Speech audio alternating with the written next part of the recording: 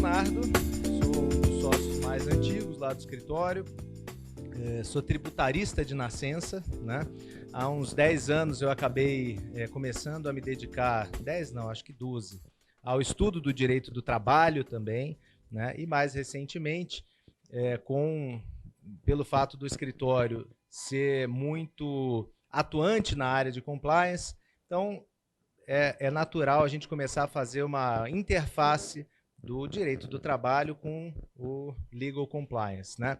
Até porque o compliance não é algo endógeno aqui no Brasil, né? Não é algo que nasceu aqui. Isso foi importado, começou com um movimento lá de fora do FCPA na década de 70, né? Que é a legislação americana que condena atos de corrupção praticados fora da jurisdição americana, né, em jurisdições estrangeiras, e aí, com base nisso, as ditas boas práticas de compliance que nasceram lá, depois também foram sendo estruturados na Inglaterra, acabaram sendo incorporados por outros países, e isso acabou vindo para o Brasil, né? E aí, o que acontece é que essas boas práticas precisam aqui no Brasil de uma tropicalização, porque algo que é considerado como correto, adequado nos Estados Unidos ou na Inglaterra, ou na Europa, enfim, às vezes pode não ser encarado como prática legal aqui pela legislação trabalhista. Então aí nós começamos a fazer esse elo de ligação, essa tradução do compliance para o direito do trabalho. E alguns pontos que nós fomos nos deparando e que são realmente importantes e que começaram a chamar a atenção desse mundo do compliance e que tem a ver com o direito do trabalho, né? Um desses pontos foi diversidade e inclusão, tá? E é o nosso tema de hoje. Bom, esse ano, 1994, é interessante, primeiro porque faz exatamente 25 anos, né? Segundo, foi o ano em que eu entrei no mercado de trabalho, né? Tinha 17 anos, agora, só fazendo as contas, dá para saber mais ou menos que eu tenho 43, né? Foi o meu primeiro emprego com carteira assinada, né? Muito orgulho, eu tinha 17, né? Acabei aquele ano de 17 para 18, e eu me tornei escriturário no Banco Real, né? Extinto Banco Real, depois foi comprado pelo ABN e hoje Santander, né? Qual foi a primeira impressão que eu tive quando eu me deparei com o mundo corporativo, né? O que eu encontrei no mundo corporativo? Primeiro, um ambiente extremamente machista, tá? Então, assim, eu acompanhei esse processo e inclusive, todo o preconceito e o ranço que acabou acompanhando o processo da primeira mulher sendo levada ao cargo de direção lá, né? Subiu, a mulher, mas ela trabalha como se fosse homem, né? Olha só que coisa bonita, né? Machista, né? Também me deparei com um ambiente extremamente racista, né? Naquela época, era comum fazer piadas assim. Nesse ponto, eu acho que a gente pode até ressaltar que a legislação que criminalizou os crimes aí, né, que criminalizou o racismo, a prática de racismo, acabou produzindo um efeito pedagógico muito interessante, né? Essa lei, se não me engano, é de 89, e a lei tem esse aspecto pedagógico também. Até 94 ainda vinha aquele ranço, 95. Eu tive a oportunidade de ver um fato que eu acho que foi divisor de águas, né, em relação à questão do racismo, que aconteceu no Espírito Santo. Uma senhora num prédio de alto luxo estava batendo mão no elevador social, né, ela e o seu filho. E aí, quando o elevador chegou, tinha uma moça negra, né, e ela, educadamente, falou: isso aqui não é lugar para você, você tem que ir para o elevador de serviço. E aí começou uma discussão, ela falando: desculpe, eu sou convidada aqui, né? E começou uma briga verbal que acabou terminando em vias de fato do filho agredindo a moça. Só que essa moça era filha do governador do estado. Então, tanto essa senhora socialite quanto seu filho foram presos imediatamente, né? E aí as pessoas começaram a notar, por esse fato e por outros, que isso não é brincadeira.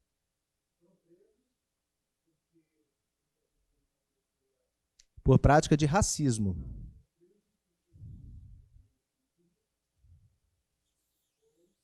Não, foram presos por prática de racismo. Não, eu entendi o comentário, mas eles foram presos por prática de racismo. Se fosse uma agressão simplesmente sem racismo, provavelmente eles teriam respondido o processo em liberdade. Não, mas aí, sim, mas a lei começa a ser aplicada em casos um pouco mais evidentes, e aí as coisas começam a se... Isso quer dizer que hoje a gente não vê racismo? Não, né? Infelizmente, esse é um mal que ainda existe e que precisa ser corrigido, tá? Mas, hoje em dia, o comportamento das pessoas mudou bastante, né? Quem vivia na década de 90 sabe que hoje em dia tem coisas que são inaceitáveis. É só a gente olhar a TV pirata, que algumas vezes passa no Viva, você fala, meu Deus do céu, né? Deviam tirar isso da TV, eu acho que a Globo está correndo risco. E na época era tudo muito engraçado, né? Bom, e um ambiente extremamente homofóbico também, né?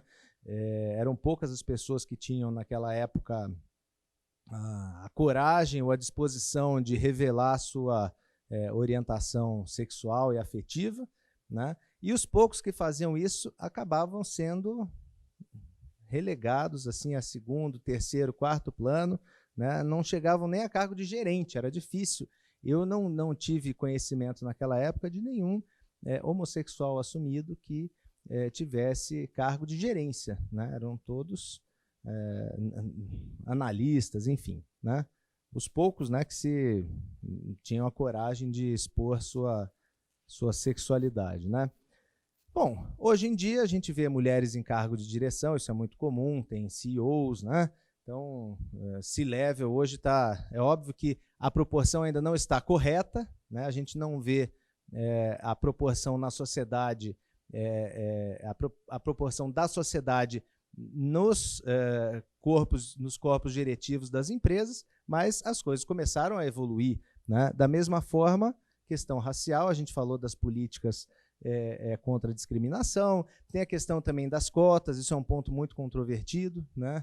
Eu não escondo que eu sou favorável à implementação de política de cota, só que elas têm que ser bem feitas, e o que a gente vê é que geralmente elas são muito mal feitas. A política de cota bem implementada é aquela que é implementada por 10 anos, 15 anos, e depois ela se torna desnecessária, porque o problema foi corrigido, né?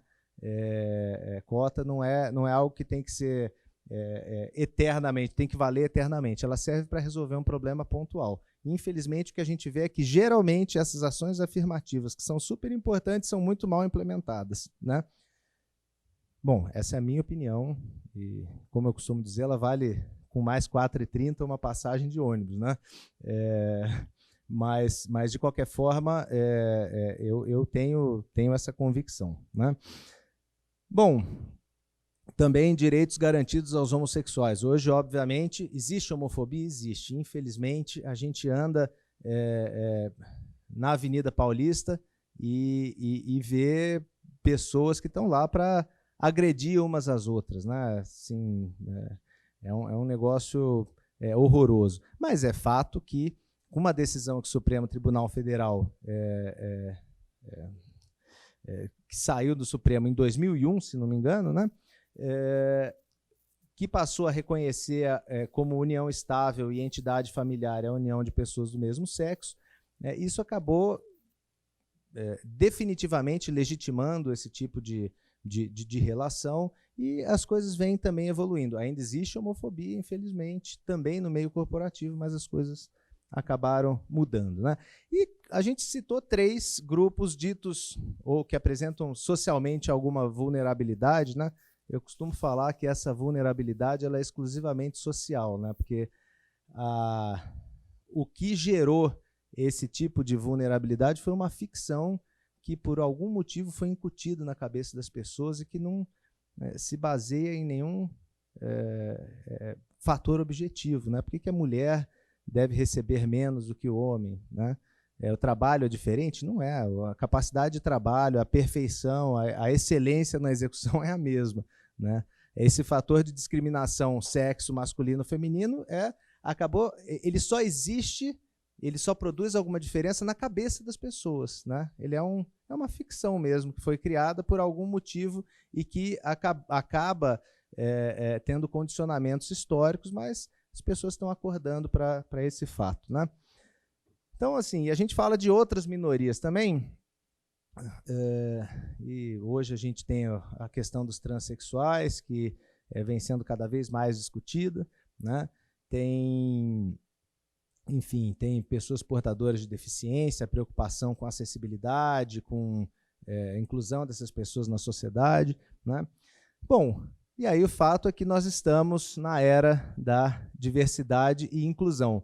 Obviamente, para a gente chegar aqui, as mudanças não aconteceram de uma hora para outra e a gente está ainda no meio de um processo em que esses grupos vulneráveis, né, estão cada vez mais se afirmando e garantindo seus direitos, né? Mas fato é que hoje a gente está na dita era da diversidade e inclusão.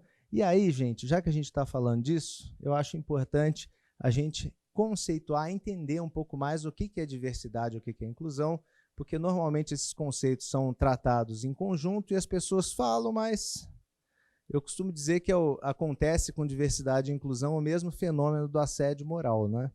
No final das contas, tudo hoje em dia é assédio moral, né? Só que 99% dos casos que são relatados ou ditos popularmente como assédio moral não são assédio moral, e o assédio moral de verdade acaba passando despercebido, e que é um mal realmente sério, né? Então, também diversidade e inclusão, a gente não pode usar, ou é interessante que a gente saiba exatamente qual é a extensão de cada conceito para que eles sejam usados e pensados de maneira adequada, especialmente no mundo corporativo, né? Então, são conceitos diferentes que acabam dependendo um do outro, né? Quando a gente fala em diversidade, a ideia ligada a esse conceito é de proporcionalidade, tá? No sentido de que uma empresa que preza a diversidade, que tem políticas de diversidade, vai procurar reproduzir nos seus quadros a mesma proporção dos grupos que estão presentes na sociedade. Então, isso, gente, é teoricamente, tá? Então, se a gente tem 50% de homens e 50% de mulheres na sociedade, vamos reproduzir esse número de homens e mulheres na empresa. Se a gente tem 10% de homossexuais e 90% de heterossexuais, então vamos procurar ter 10% de homossexuais na empresa. Se nós temos 30% de negros na sociedade, vamos procurar reproduzir também esse grupo que a gente vê na sociedade na nossa empresa, tá? E inclusão, bom, falei antes o que vinha aqui. Deixa eu só falar uma coisa antes da gente falar de inclusão. Cleinaldo fez uma pergunta e eu adoro bate-papo. Então, vocês, por favor, vai surgindo dúvida, interrompam, levanta a mão, a gente pega o microfone, tá? Eu acho que fica mais dinâmico, porque sexta-feira já está todo mundo cansado. Aí vem o barbudinho careca, começa a falar de um assunto super abstrato. Quer dizer, eu não quero, eu quero estimular vocês a se manterem acordados, tá? Então, participação ajuda bastante. Já a inclusão...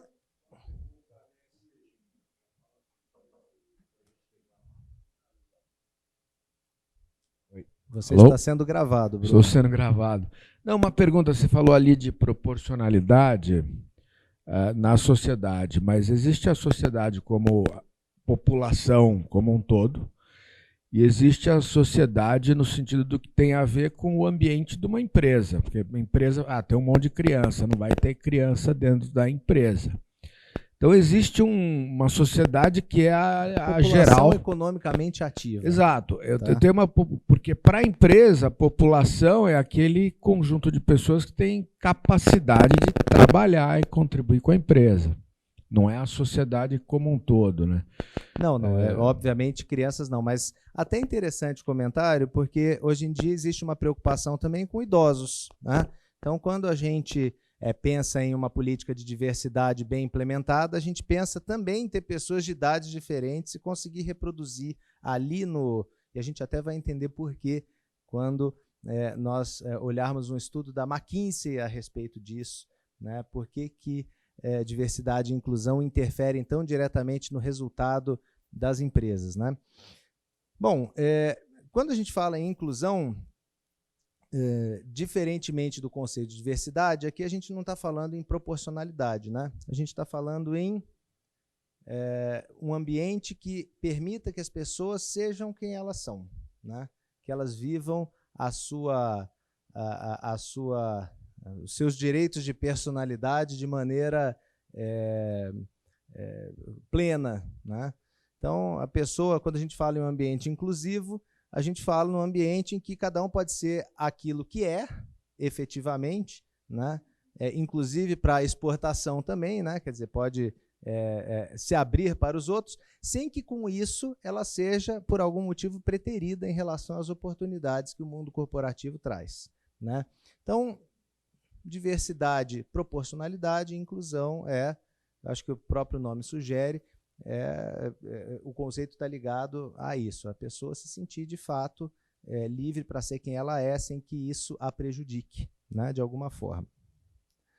E aí eu pergunto, né, por que esses conceitos são conceitos que andam juntos, né? Simplesmente porque um sem o outro acaba sendo uma falácia, né? O que é diversidade sem inclusão? O que adianta eu reproduzir matematicamente todos os segmentos e grupos vulneráveis da sociedade na minha empresa, se esses grupos vulneráveis vão se sentir excluídos, vão ser preteridos nas oportunidades, não vão ter voz, né? O que significa diversidade sem inclusão? É uma coisa matemática que não vai produzir efeito nenhum. E o mesmo também, né? É verdade. O que é inclusão sem diversidade? O que adianta eu ter um ambiente inclusivo se eu só tenho homens brancos e heterossexuais trabalhando na empresa? Que inclusão é essa? Para que eu tenho política de inclusão? Todo mundo que está aqui se sente bem, pode ser as pessoas podem exercer os seus direitos, sua personalidade, podem se abrir, né, podem ser quem elas são, sem que isso as prejudique. Mas só tem homens brancos e heterossexuais trabalhando. Então, esses conceitos são conceitos diferentes, mas se eles não estiverem juntos, eles não funcionam, tá? Simples assim, né? Bom, e aí agora a gente vai entrar brevemente nos aspectos econômicos da diversidade, né? Obviamente, quando para a gente chegar nessa era da diversidade, as mudanças, como a gente disse, não foram instantâneas, não teve uma varinha de condão mudando a forma como a sociedade encara essas questões, foram mudanças paulatinas, só que nesse processo de adaptação chegou-se em 2015, enfim, foram sendo feitos vários estudos, mas em 2015 a McKinsey fez um estudo interessantíssimo, que é Diversity Matters, tá? Diversidade importa. E ela chegou a algumas conclusões que foram surpreendentes, tá? A talvez mais interessante é que eles pegaram um grupo de empresas e identificaram que as empresas que estão no primeiro quartil, quer dizer, as empresas que estão nos 25% das empresas que têm política de diversidade mais bem implementada, elas têm performance financeira 30% superior às outras. Será que isso é por acaso ou não? Foi assim, não, olha, por acaso, né? Esse estudo foi contestado até pela metodologia que foi utilizada para que esse estudo fosse desenvolvido. E eles repetiram o estudo em 2017, utilizando a metodologia científica, né, acolhendo as críticas que foram feitas, repetiram esse estudo e chegaram exatamente aos mesmos resultados. Ou seja, quem tem política de diversidade mais bem implementada tem resultado financeiro superior. Ponto, né? E a gente está falando em 30% em média, quer dizer, isso pode ser muito mais, pode ser menos também, mas o que será que o empresário vai achar quando ele olha? Pô, se eu tiver uma política de diversidade bem implementada, a minha empresa vai ter um EBITDA 30% maior. Hein, Bruno? Diz aí. O que o empresário... O empresário não quer saber o nome do santo, ele quer ver o milagre realizado ali, né? O que ele vai fazer? Vai falar, não, hoje em dia a gente não pode falar mais nada, né? A gente está preso, nada. Ele vai falar, eu quero esse negócio, não é?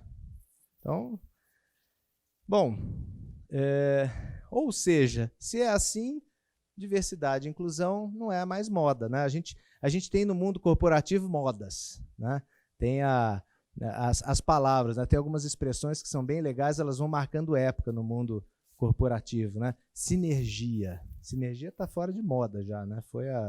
Né? Depois veio resiliência, né? E por aí vai, né? Diversidade e inclusão não é uma expressão da moda, porque se isso altera o EBITDA, acabou, gente. A gente está no mundo capitalista. O que o capitalista, ou seja, aquela pessoa que detém os meios de produção, quer ver é que o seu investimento renda. E, portanto, se alguma coisa gera um aumento do seu rendimento, isso não é uma moda, isso é algo que veio para ficar, né? Diversidade e inclusão entrou na pauta e numa pauta permanente de preocupação das empresas por conta desse e de outros estudos que demonstram que financeiramente as empresas vão bem ou andam melhor com diversidade e inclusão do que sem. O raciocínio é relativamente simples, tá? E aí, quais foram os motivos que a McKinsey apurou para que as empresas tenham uma performance financeira superior às que têm diversidade e inclusão das que não têm, né? Primeiro, qualidade das decisões. Eles chegaram à conclusão de que, quando uma decisão passa pelo crivo de pessoas que têm origens diferentes, histórias de vida diferentes, origem social diferente, background diferente, cabeça diferente, você tem pessoas mais velhas, mais jovens, pessoas de origem mais humilde, menos, pessoas da comunidade LGBT, pessoas... O branco homem heterossexual, a mulher, né? Essa decisão, quando ela passa pelo crivo de pessoas tão diferentes, ela se torna uma decisão mais difícil de ser contestada, de dar problema, de ser uma decisão de qualidade ruim. Ou seja, as decisões que são tomadas, quando elas são passadas pelo crivo de pessoas tão diferentes, elas são decisões de melhor qualidade, do seu ponto de vista empresarial, né? Outra coisa também, e aí me parece meio que consequência lógica, se eu estou numa empresa e eu me sinto incluído, o que vai acontecer? Eu vou trabalhar melhor, né? Então aumenta a produtividade. Beleza também, né? Aumento de produtividade, mais EBITDA, né? Decisão mais bem tomada, mais EBITDA, né? Redução de absenteísmo. A gente sabe que empresas que não têm uma política de diversidade e inclusão bem estabelecida são empresas que têm um campo aberto e fértil para a prática de assédio, né? Porque um é o reverso da moeda do outro, infelizmente, né? Então, e a gente sabe que empresas em que acontece essa prática constante de assédio, o aumento do absenteísmo isso é fato, assim, tem vários estudos, né? As pessoas ficam doentes. Então, quando você tem um ambiente inclusivo, que respeita diferenças, você tem uma redução do absenteísmo. As pessoas tendem a não se afastar por doença, não faltar, enfim. O que mais? Efeito reputacional. Eu gosto muito de dois exemplos que aconteceram recentemente. Um foi o Boticário, né? O Boticário fez uma campanha de Dia dos Namorados, aí colocaram vários casais e colocaram 1 ou 2 casais homossexuais ali no comercial. E aí alguns segmentos um pouco mais conservadores, que provavelmente não têm mais o que fazer na vida, né? Porque eu não sei por que se sentir tão agredido assim, né? Eles é que vão casar com pessoas do mesmo sexo, né? Em que medida a liberdade deles, né, a esfera de direitos deles está sendo ofendida ou afetada porque duas pessoas que não têm nada a ver com eles formam uma família, né? É realmente uma pequeneza de mundo, de raciocínio assim, impressionante. Mas alguns grupos começaram a criticar o Boticário. E aí o que aconteceu? A comunidade LGBT fez fila no Boticário. O Boticário nunca vendeu tanto que nem aquele Dia dos Namorados. E aí parece que a comunidade LGBT fez questão de se presentear com o perfume do Boticário por isso, né? Então, efeito reputacional é importante. Usando ainda o mesmo exemplo, né? Só que pela via transversa. Tem uma varejista de roupa que tinha o seu antigo presidente fazendo um discurso horroroso na campanha presidencial de 2018, né? Ele seria candidato, acabou vendo que não tinha a menor chance, ele se afastou da presidência, do conselho de administração, enfim. Fato é que, por conta disso, houve um boicote a essa empresa por parte da comunidade LGBT também. Então, quando a gente fala em diversidade e inclusão, é fato que isso acaba interferindo também em números, né? Esse estudo mostra que 80% dos tomadores de decisão na hora de consumir fazem parte de algum grupo vulnerável. E, obviamente, eles tendem a preferir empresas que tenham esse apelo de diversidade e inclusão. Então, efeito reputacional acaba sendo muito importante também. Bom, e aí a gente fala em redução em gasto com indenização, né? A gente tem visto cada vez mais o Ministério Público do Trabalho atuando, promovendo, fazendo mesas redondas, né, que eles assinam com as empresas termos de ajustamento de conduta, né, e algumas vezes até movendo ação civil pública contra empresas que não respeitam, né, que não têm políticas consistentes de diversidade e inclusão e que, por conta disso, acabam praticando assédio contra grupos vulneráveis, né? Vamos falar em EBITDA, então? Uma ação relativamente recente, movida pelo Ministério Público do Trabalho, contra uma instituição financeira por assédio moral coletivo, em razão de prática discriminatória, enfim. Acabou resultando numa indenização milionária. Quanto foi? Eu adoro fazer esse leilão assim, porque as pessoas nunca descobrem o valor. Vamos lá, por favor. O senhor arrisque um valor de indenização aí, nessa ação coletiva. Bom, alguém arrisca algum valor? Isso, não, muito mais, né, gente? Vamos, 500 mil é pouco. Não. E aí, gente, alguém arrisca algum valor? Você está me olhando, está com um valor de 20 milhões na cabeça? É pouco. É pouco, vamos aumentar. Eu ouvi 100 aqui, é pouco também. Eu vi 500, aqui é pouco. Acertou Ítalo, 800 milhões de reais. A instituição financeira foi condenada por uma decisão judicial a pagar 800 milhões de reais por assédio moral coletivo. Isso interfere ou não interfere no EBITDA? Não sei, vocês é que vão me dizer, tá? E mais ainda, existem vários estudos dizendo que mais de 50% das reclamações trabalhistas são movidas contra as empresas, não por conta de descumprimento de regras trabalhistas, mas porque o ambiente era um ambiente hostil, porque o processo de demissão foi um processo de demissão mal feito, porque as pessoas se sentiram de alguma forma desrespeitadas. E aí eu pergunto, se você tem um número muito maior de reclamações trabalhistas para administrar, você gasta mais dinheiro, tá? Com honorários advocatícios, que eu não acho uma coisa ruim, dicas de passagem, tá? Honorários advocatícios é uma coisa que eu acho legal, tá? Mas não dá para a gente dizer que isso é legal para a empresa, tá? Então, assim, é óbvio que aqui você tem, por diversos motivos, a diversidade e inclusão, políticas de diversidade e inclusão bem implementadas, como fatores que interferem diretamente no resultado das empresas. Mas esses estudos mostram também que demissão não é um ato, é um processo, né?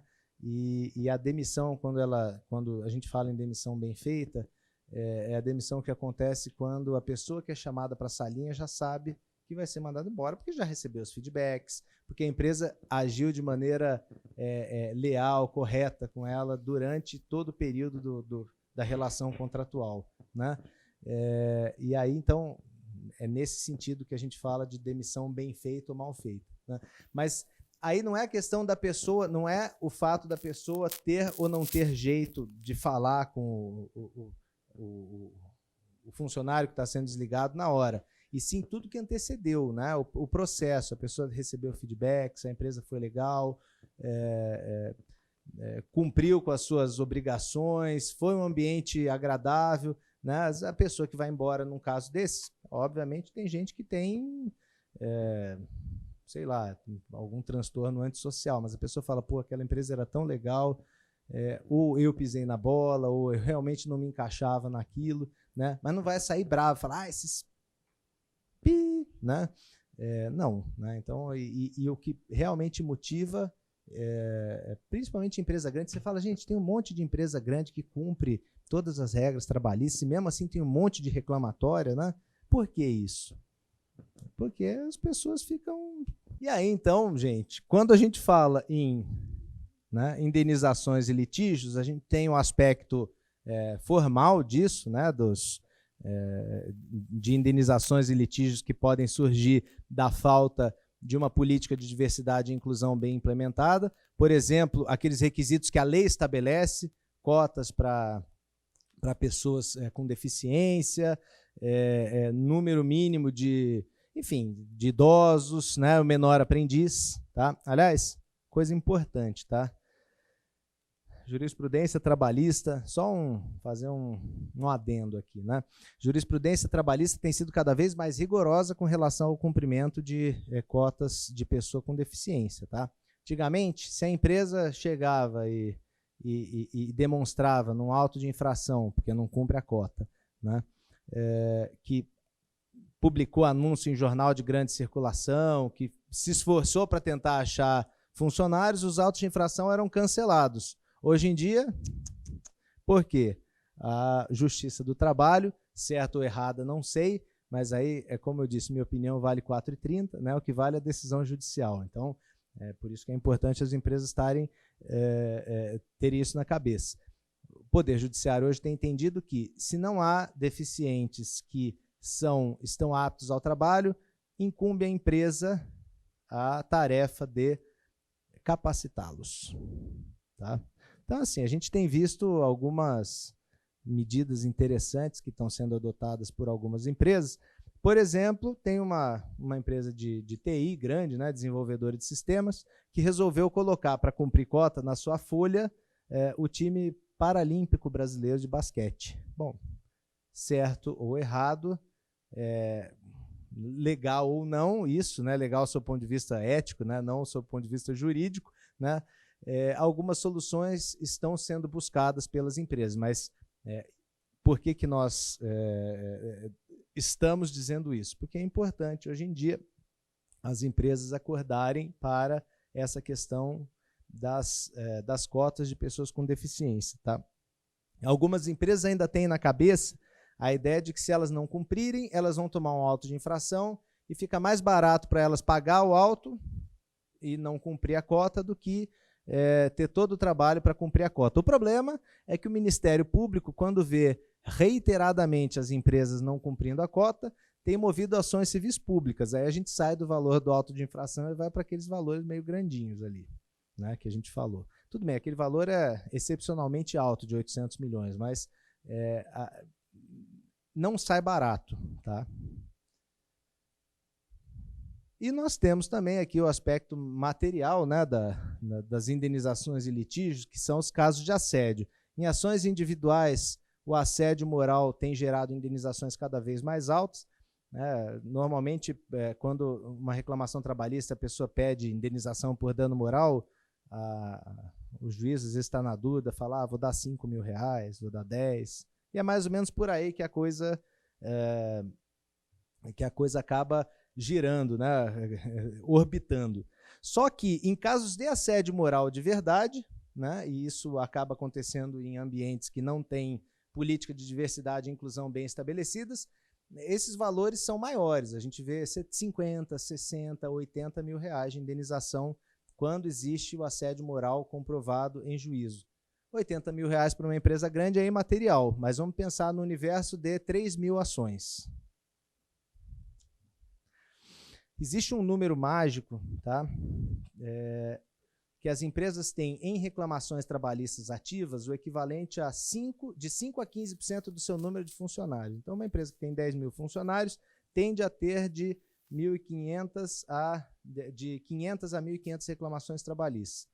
Eu sei de empresas que têm 80%, têm reclamações trabalhistas equivalentes a 80% do seu número de funcionários. E são empresas reconhecidamente como praticantes de assédio. Então, vocês imaginem, tem em algumas jurisdições, porque essa empresa tem plantas em vários lugares, em algumas jurisdições, os desembargadores do tribunal quiseram fazer inspeção judicial para ver o que acontece lá na empresa, que as pessoas são tão maltratadas assim, que acontece aqueles problemas tão graves. E os valores são cada vez maiores, né? Então, aí o empresário fala, bom, está começando a ficar cara essa conta, né? Quanto mais a gente escala na hierarquia, mais a gente vê antissociais, né? De fato, as empresas estão fazendo isso, como fazem também com a cota. O problema é que o poder público, e aí o Ministério Público do Trabalho também, tem tornado cada vez mais essa conta cara. Vai chegar uma hora que a conta não vai fechar. E eu acho que é esse o recado, tá? Porque quando a gente fala em vou manter os executivos assim nessa instituição financeira, azar, eu prefiro ter gente que está lá empenhada em vender e que consiga me trazer resultado independentemente do que eles façam, vinha condenações de 500 mil, em ação individual de 20 mil, 30 mil, até que chegou uma hora que o Ministério Público do Trabalho instaurou um inquérito civil, reuniu provas e essas provas convenceram o juiz a condenar a empresa a indenizar o Estado, né? Porque quando a gente fala em dano moral coletivo, a gente não está falando de nenhum beneficiário pessoa física, isso vai para um fundo público, né? Deus sabe-se lá para onde vai o dinheiro desse fundo público depois. Prefiro nem pensar nisso, porque dá um desânimo, assim, né?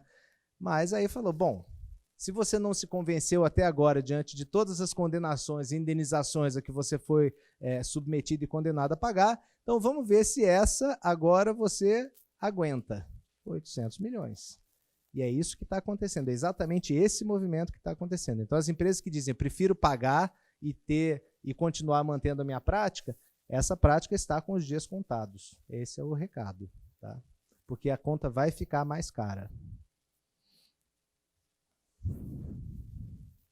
Bom, gente, se a gente tem... Bom, e aqui a gente já falou de ações individuais, recorrência de condenações, as indenizações milionárias em ações coletivas, tá? Mas quando a gente tem um assunto, quando a gente fala em diversidade e inclusão, que é um assunto que está diretamente ligado ao cumprimento de normas legais e aos códigos internos de ética, né?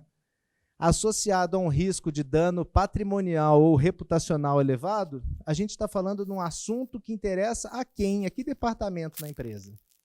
Cumprimento de norma e risco patrimonial ou reputacional elevado. A compliance, né? Por isso, então, hoje, diversidade e inclusão virou um tema que está na mira do compliance. Por isso que o compliance officer hoje é responsável e tem sido pressionado a implementar programas de diversidade e inclusão adequados, ou se não implementar, porque muitas vezes o próprio RH que faz isso, o compliance da empresa, o compliance officer, tem que verificar se as coisas estão funcionando, porque é cumprimento de norma com risco elevado, patrimonial ou reputacional. Isso é assunto afeto a compliance, né? Bom, então, em razão disso, a gente vai fazer um exercício, vai pegar os 9 pilares do programa de compliance e associá-los aos conceitos de diversidade e inclusão. Bom, são 10h30 ainda, a gente vai dar tempo, então, por favor, façam perguntas se pintar alguma dúvida aí no meio, tá?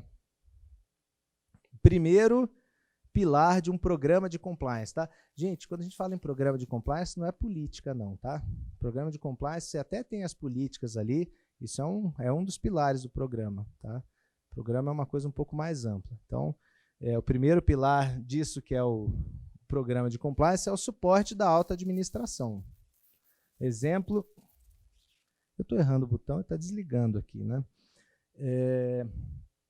É interessante, o Fórum de Empresas e Direitos LGBT, que, aliás, ao qual o escritório já deveria ser signatário, não sei se já assinou ou não, Fernanda, mas está para assinar, né? Seremos o 4º escritório de advocacia a ser signatário do Fórum de Empresas e Direitos LGBT.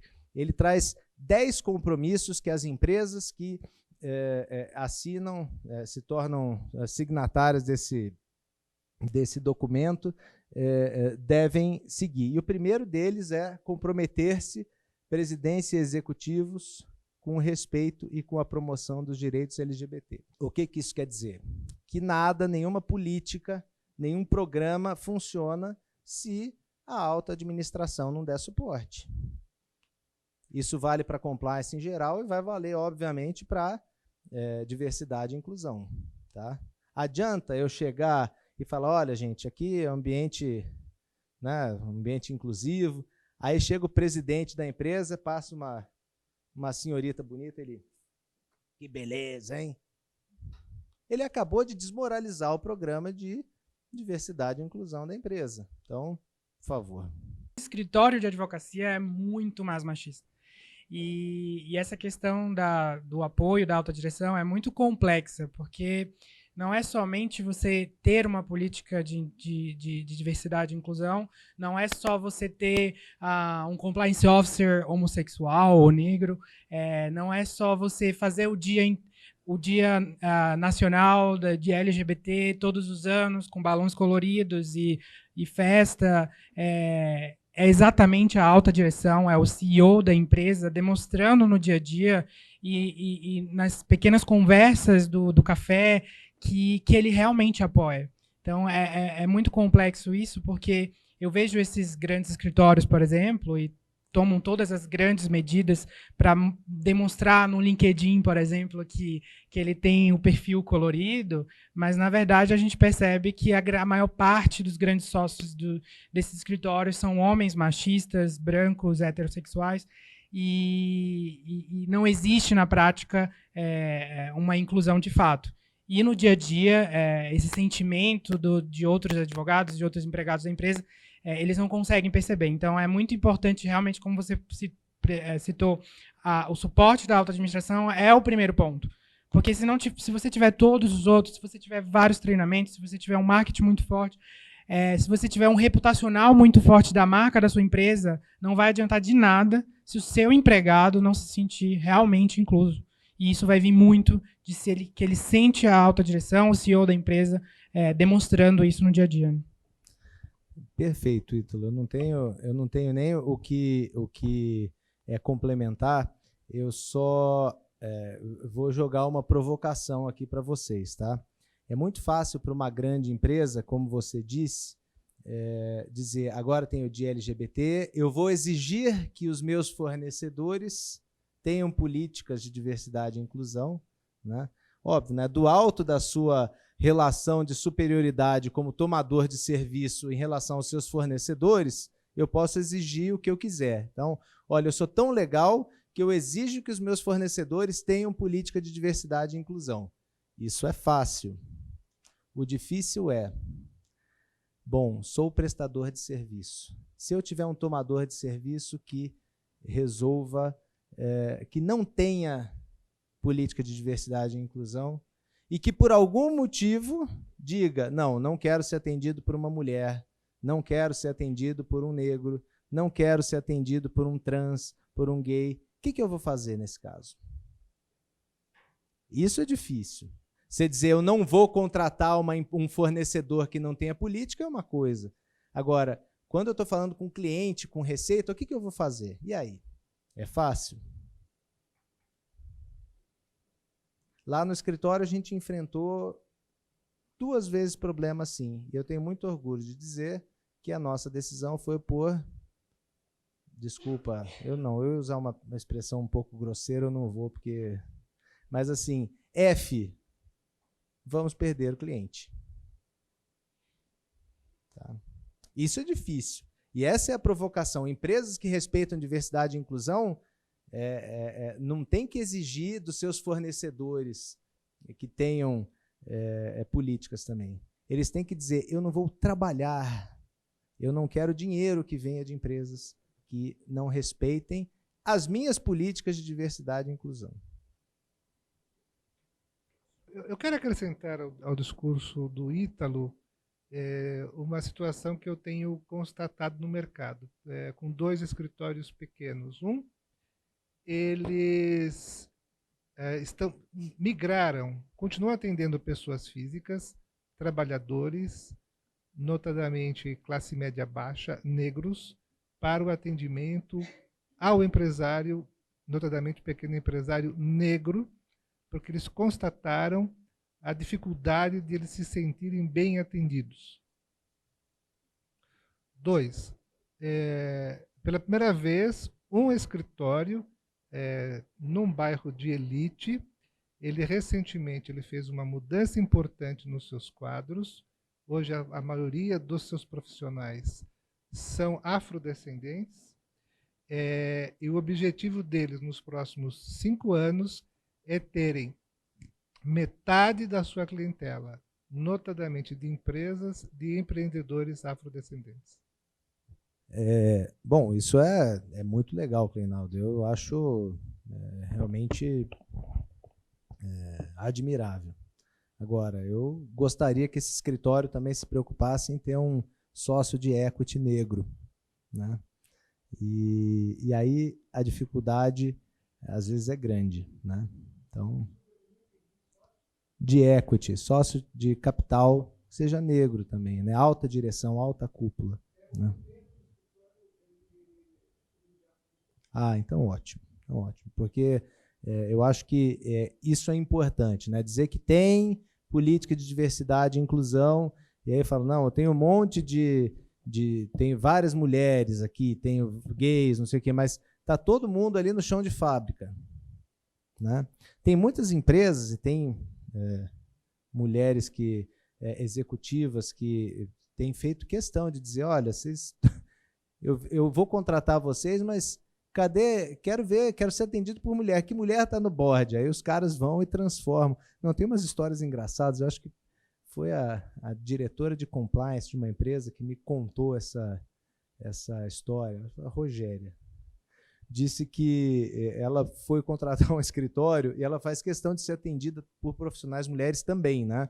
Então, ela gosta mais de ser atendida, inclusive, por mulheres do que por homens, mas ela chega para conversar com sócios, vai visitar o escritório, só tem sócio homem. Ela chega e fala, uma coisa, não tem sócia mulher? Ela diz que é um fenômeno, as sócias são promovidas no corredor.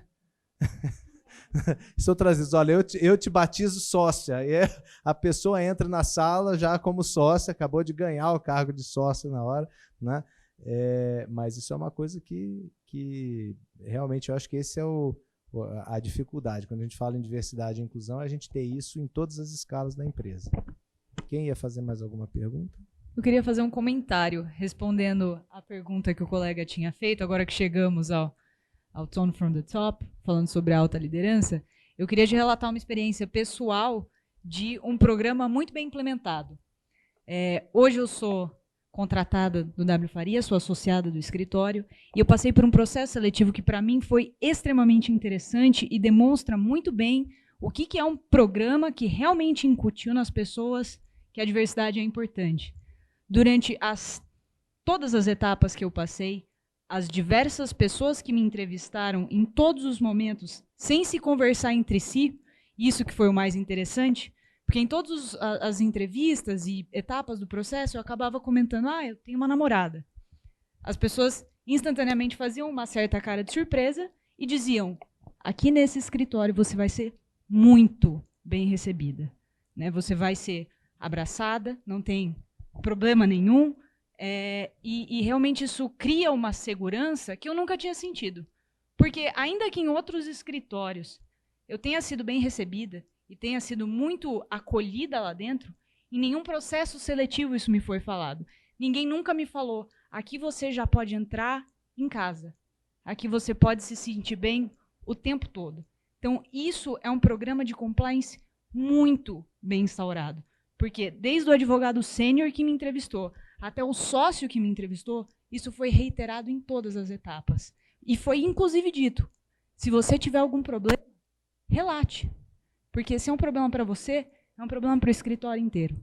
Então, isso é a demonstração do que a alta liderança faz. Agora, se fosse só um advogado me falando, não, eu estou aqui para o que você precisar, é completamente diferente do escritório inteiro te dizer, da empresa inteira te dizer, da alta liderança toda te demonstrar, aqui você é bem recebido. Não importa se você é uma mulher, não importa se você tem uma deficiência, não importa se você é negro. Aqui nós vamos fazer de tudo para que você se sinta bem. E aí, se alguém não fizer. Ô, Léo, eu só queria... É assim que a gente incute na cabeça das pessoas. Se não fizer... eu sou o terrorista da diversidade e inclusão. Eu costumo falar, olha, gente, quem acha que é chato, eu não posso falar nada... gente, não pode mesmo, porque se dá algum tipo de problema, se isso causa algum tipo de constrangimento, se isso prejudica a performance das pessoas, se isso prejudica o resultado da empresa, você não vai falar, porque se você falar, você está fora. É simples assim, né? É uma abordagem um pouco diferente da diversidade e inclusão. As pessoas falam, a gente tem que se abrir para os outros, né? A nossa abordagem é jurídica, principalmente, mas nesse sentido, olha, gente, isso está afetando o bolso do empresário. Quem não tiver isso na cabeça está fora, simplesmente porque quem não adota a política de diversidade e inclusão ganha menos. Ponto. Eu só queria comentar duas coisas e até complementar o que ela disse, acho ótimo isso. E eu acho que a gente se identifica nesse sentido. As grandes empresas que têm não só as práticas e políticas implantadas, mas isso seja a sua referência. Isso seja aquilo que identifica. Do jeito que nenhuma empresa quer trabalhar com outra empresa que tem práticas de corrupção, e é um outro ponto abordado pela área de compliance, e tem várias políticas. Se isso está dentro da política da empresa, no sentido de que a empresa entende isso, que não existe diversidade. Não vai ser um escritório só de negros ou um escritório só de LGBT. É um escritório de pessoas que trabalham, onde tem mulheres, onde tem homens, onde tem negros, onde tem pessoas que têm sexuais diferentes. Se isso está das diretrizes da empresa, esta empresa vai procurar outros parceiros que também têm as mesmas diretrizes e se identificam da mesma forma. Do jeito que eu não quero trabalhar com uma empresa que tem prática de anticorrupção, não quero trabalhar com uma empresa que tem práticas que discriminam as outras pessoas. E aí não importa se a pessoa que vai me atender lá, o sócio, o advogado, o entregador, que vai me entregar lá, ele é negro ou ele tem uma orientação diferente, não importa. Se ele é mulher, não importa. Ele vai ser bem recebido porque todos se sentem assim. Eu trabalho numa empresa grande que não é da área de seguros, não é um escritório de advocacia. O W Faria é nosso parceiro lá e nós entendemos isso de forma diferente. A gente entendeu isso praticando isso primeiro. Buscando primeiro resolver os problemas internos, que ainda existem e ainda precisam ser muito bem melhorados. Mas se criou, depois de muitos anos que isso foi mudando, uma comissão, onde mais de 200 funcionários se inscreveram de forma voluntária. Lógico que não dá para discutir com 200 pessoas, então esse grupo foi segmentado, foi diminuído um pouquinho mais e ficaram vagas abertas. Mas nós fizemos há 2 semanas atrás uma semana de diversidade, nossa primeira semana de diversidade. E não foi uma semana de diversidade para divulgarmos que nós estamos fazendo isso, para entendermos o que as pessoas pensam, o que elas querem fazer e o que a gente pode ajudar para elas mudarem a cabeça. Foi uma ação estritamente interna, onde nós discutimos entre todos nós aquilo que nós entendemos e o que nós pensamos, e no final de todas as atividades nós tínhamos um mural, onde ali as pessoas colocavam aquilo que elas entendiam que não era legal, mas que elas diziam, aquilo que elas queriam mudar. E todos colocaram ali, inclusive o nosso presidente, colocaram vários posts de coisas que se comprometiam a tentar mudar. E acho que é aí que começa a mudança de dentro para fora, não expor ou divulgar que é, mas de dentro para fora. E aí você se relaciona com aquele que pratica aquilo que você pratica. Porque coisa para exportação é fácil, né? Você fala, que bonito, eu tenho um selo, põe um selinho, mas chega lá na hora e não faz nada. Né? Então, isso é louvável. Né? Mais alguma? Bom, então, suporte da alta administração, tá? E aqui, gente, quando a gente fala suporte da alta administração, é importante que as pessoas sempre declarem expressamente isso, que a alta administração enfatize isso por palavras sempre, né? A gente tem que dar o exemplo, né? Sempre para os outros. Na nossa família, né? Nas nossas relações, e no caso da alta administração, o administrador tem que dar exemplo para os seus subordinados, porque senão, recentemente a minha sócia foi dar um treinamento num cliente, e chegou lá no cliente falando de compliance, o presidente, dono da empresa, começou a surtar no meio da apresentação, assim, né? Então, meio que discordando, né? Então fica difícil implementar um programa de compliance num cliente que... Não, teve um caso interessantíssimo, né? O lançamento do programa de compliance. Aí o dono da empresa, esse eu acho que não fomos nem nós que fizemos, eu não sei se isso... Agora eu não sei porque... Mas chegou o dono da empresa e falou, olha, está sendo implementado esse programa de compliance hoje, muito legal, mas eu quero que vocês lembrem, quem manda aqui sou eu.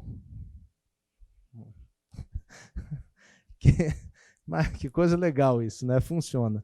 Então, assim, com relação à diversidade e inclusão, é muito importante que a alta administração dê exemplo, tá? Então, infelizmente, a gente acaba sendo um espelho para os outros nas nossas vidas em geral, tá? Então, imagina, então, a alta administração, a importância que o exemplo da alta administração não tem para que os demais cumpram políticas, regras, né? Até como exemplo de conduta mesmo, né?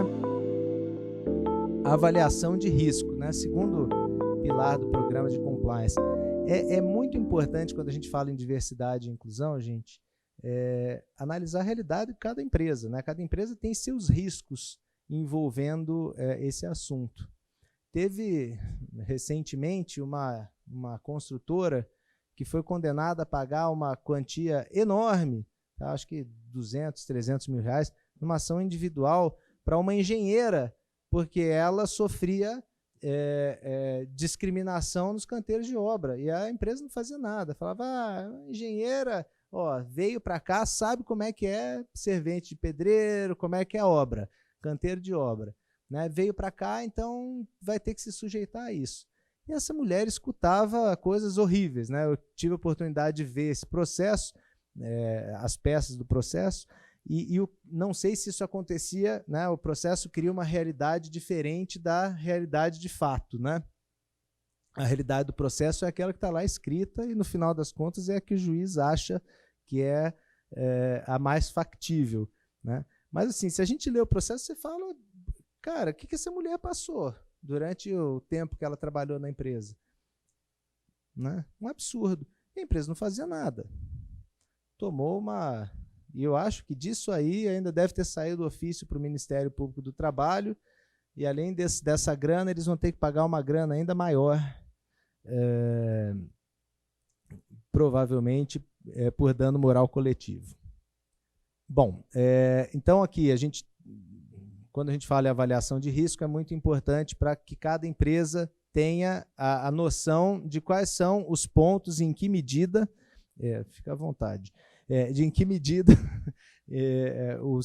os riscos, né, de uma política de diversidade e inclusão podem ser afetados, tá? Dependendo do tipo de atividade. Tá?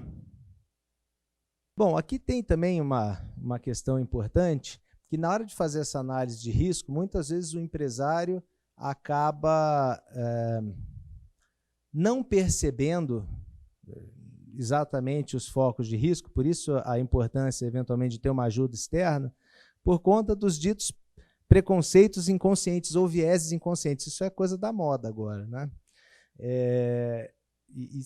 Assim, tem alguns estudos muito interessantes que mostram que o ser humano, inconscientemente, é preconceituoso. Mas, gente, preconceito não é algo que tem que ser combatido. É algo que tem que ser entendido. O ser humano, por uma questão evolutiva, ele é preconceituoso, no sentido de que, para a gente sobreviver até hoje, quando a gente vivia na selva, eu olhava uma planta morrendo de fome, eu tinha que colocar aquela planta numa caixinha, posso comer, não posso comer, vai me matar. Eu olhava um bicho, né? Eu tinha que dizer, cara, esse bicho é um risco ou esse bicho é dócil? Ou esse bicho eu posso comer ou não. Se eu matar esse bicho e comer, eu vou me sentir mal, né? É questão de sobrevivência, né? Tem até um amigo meu que diz que tinha 2 caras na idade da pedra, aí viram um barulho atrás da moita, um falou, puxa vida, aquilo é um animal selvagem, eu vou correr. E o outro falou, não, isso é besteira, eu vou lá olhar. E foi lá olhar, quando viu era um animal selvagem, ele foi devorado.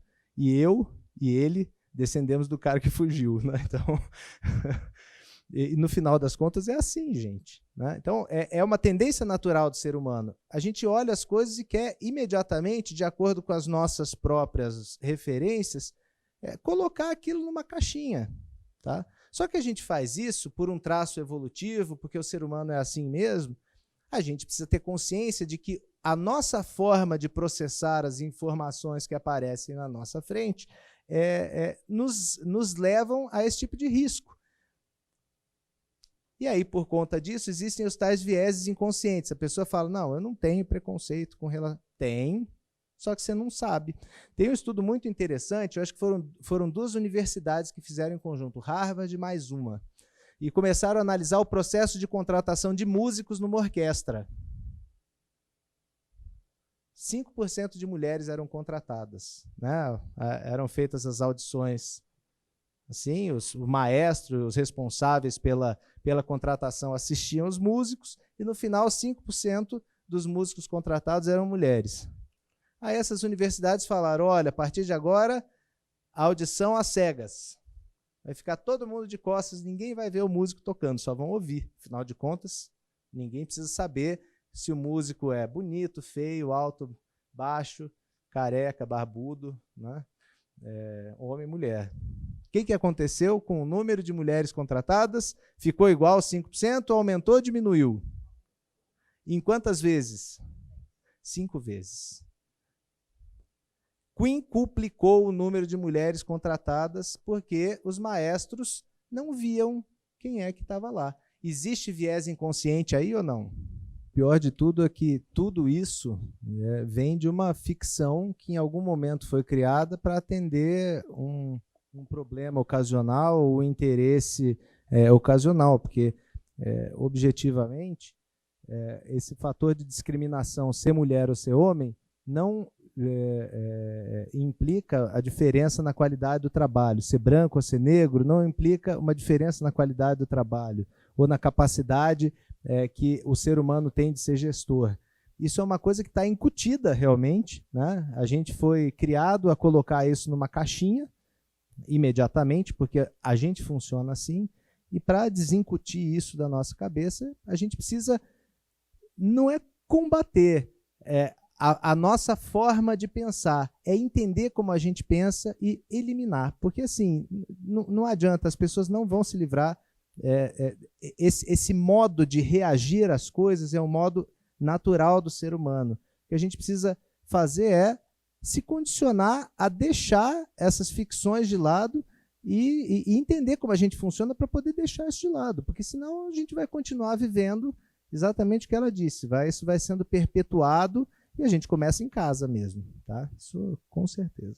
É um processo complexo, né? E nesse processo a gente gosta muito de entrevistar alguns cargos dentro da empresa e pensando no espectro de riscos que a gente pode colocar num relatório de avaliação de riscos de compliance, a gente, na maior parte, a gente divide entre riscos anticorrupção e riscos reputacionais. Então, a questão de diversidade e inclusão, ela pode sim aparecer num possível relatório de riscos de compliance como reputacional.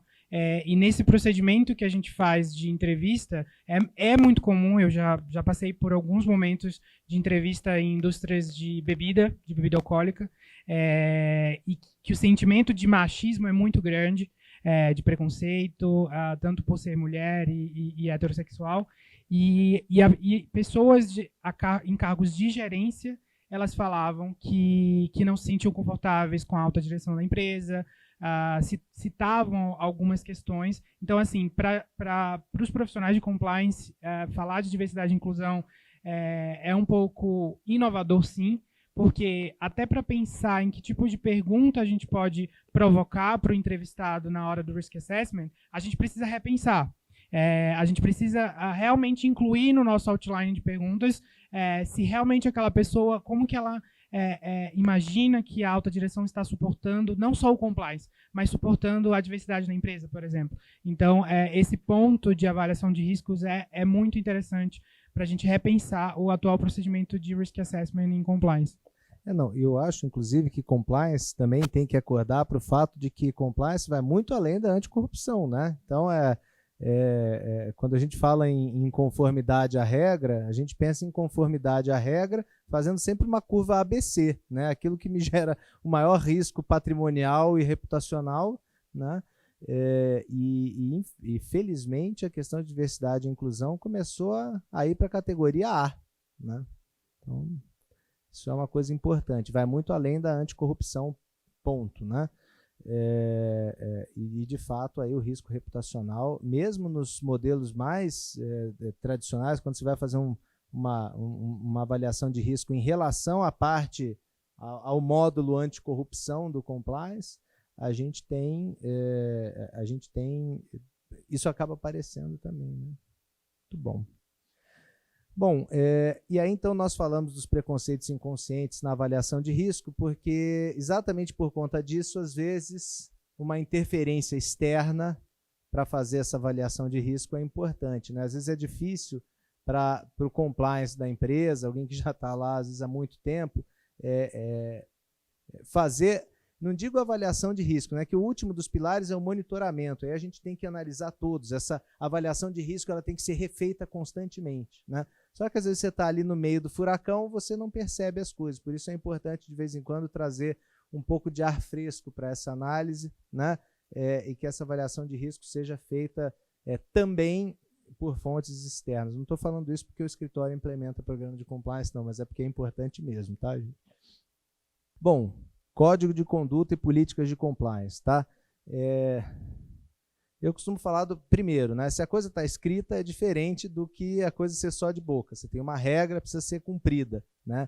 E eu falo do poder pedagógico da norma, eu acredito nisso. Tem gente que não acredita, eu acho que sim, você tem uma regra escrita e que seja cumprida de preferência, né? O enforcement, que é muito tratado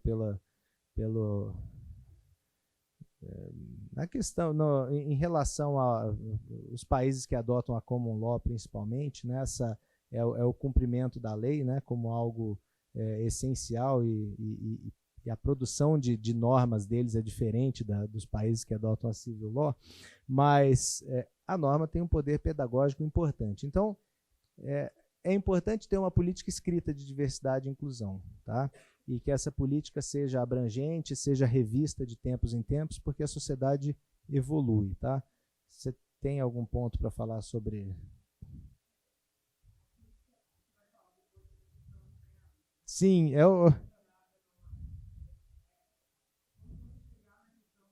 do monitoramento, como você estava falando, que você vai ter que voltar e rever todos os passos, é exatamente isso. Então, o que a gente realmente vê hoje são empresas com uma quantidade muito grande de políticas, políticas bem feitas, mas na prática não tão bem aplicadas, por falta de profissionais, uma área de compliance robusta, uma falta de assessoria, e também a falta do aculturamento. E esse aculturamento ele só vai vir através do treinamento.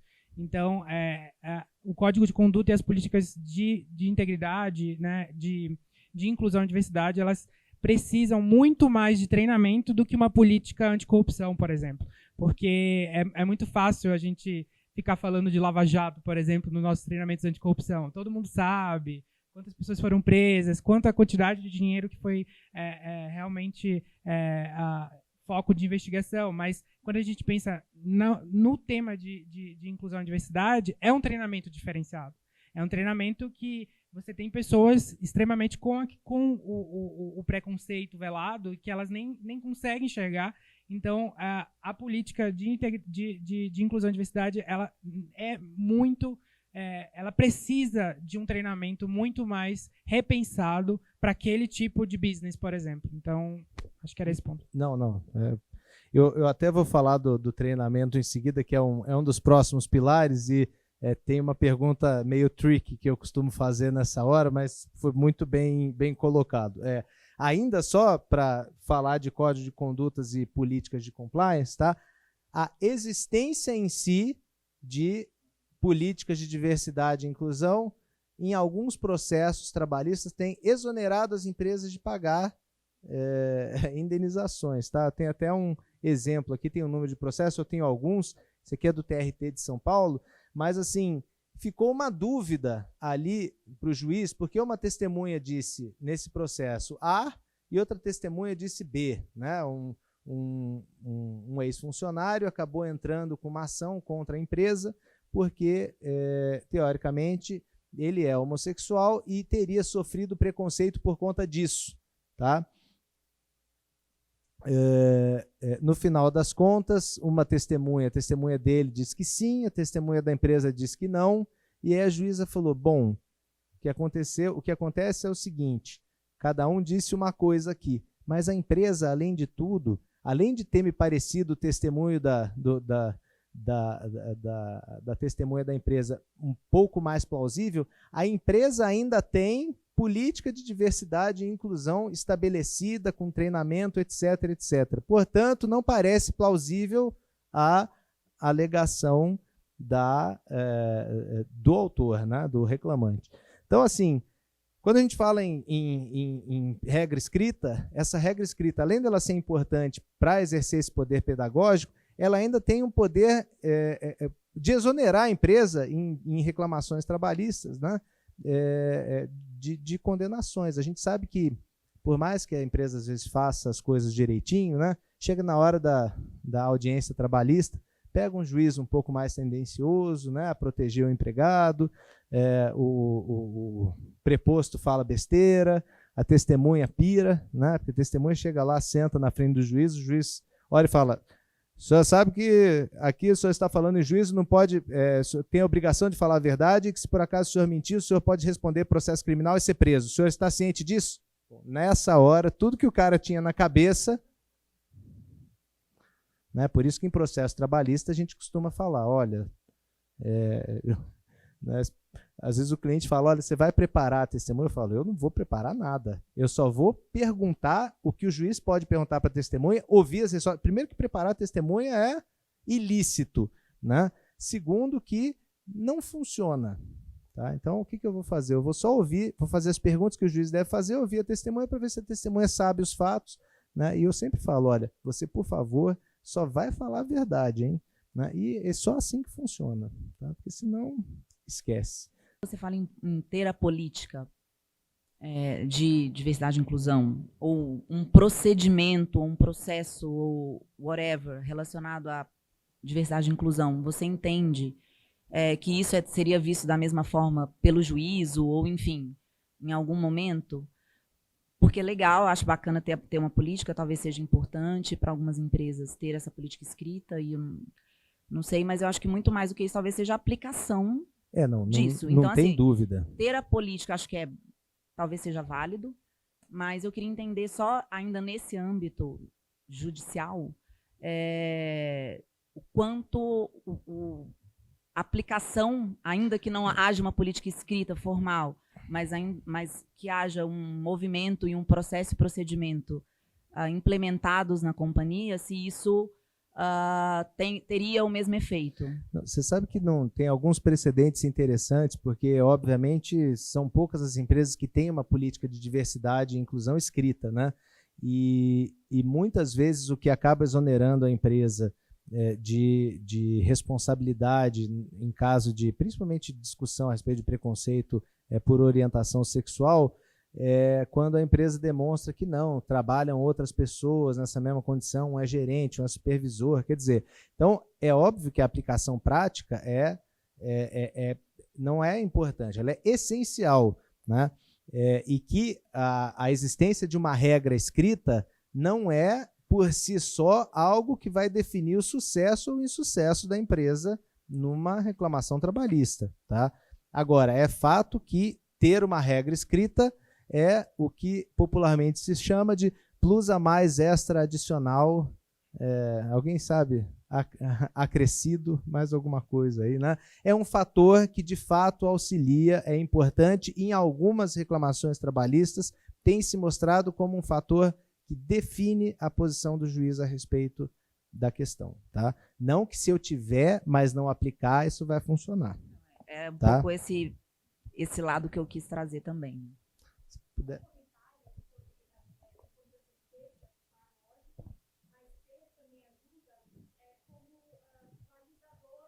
Condutas que você tem dentro da empresa.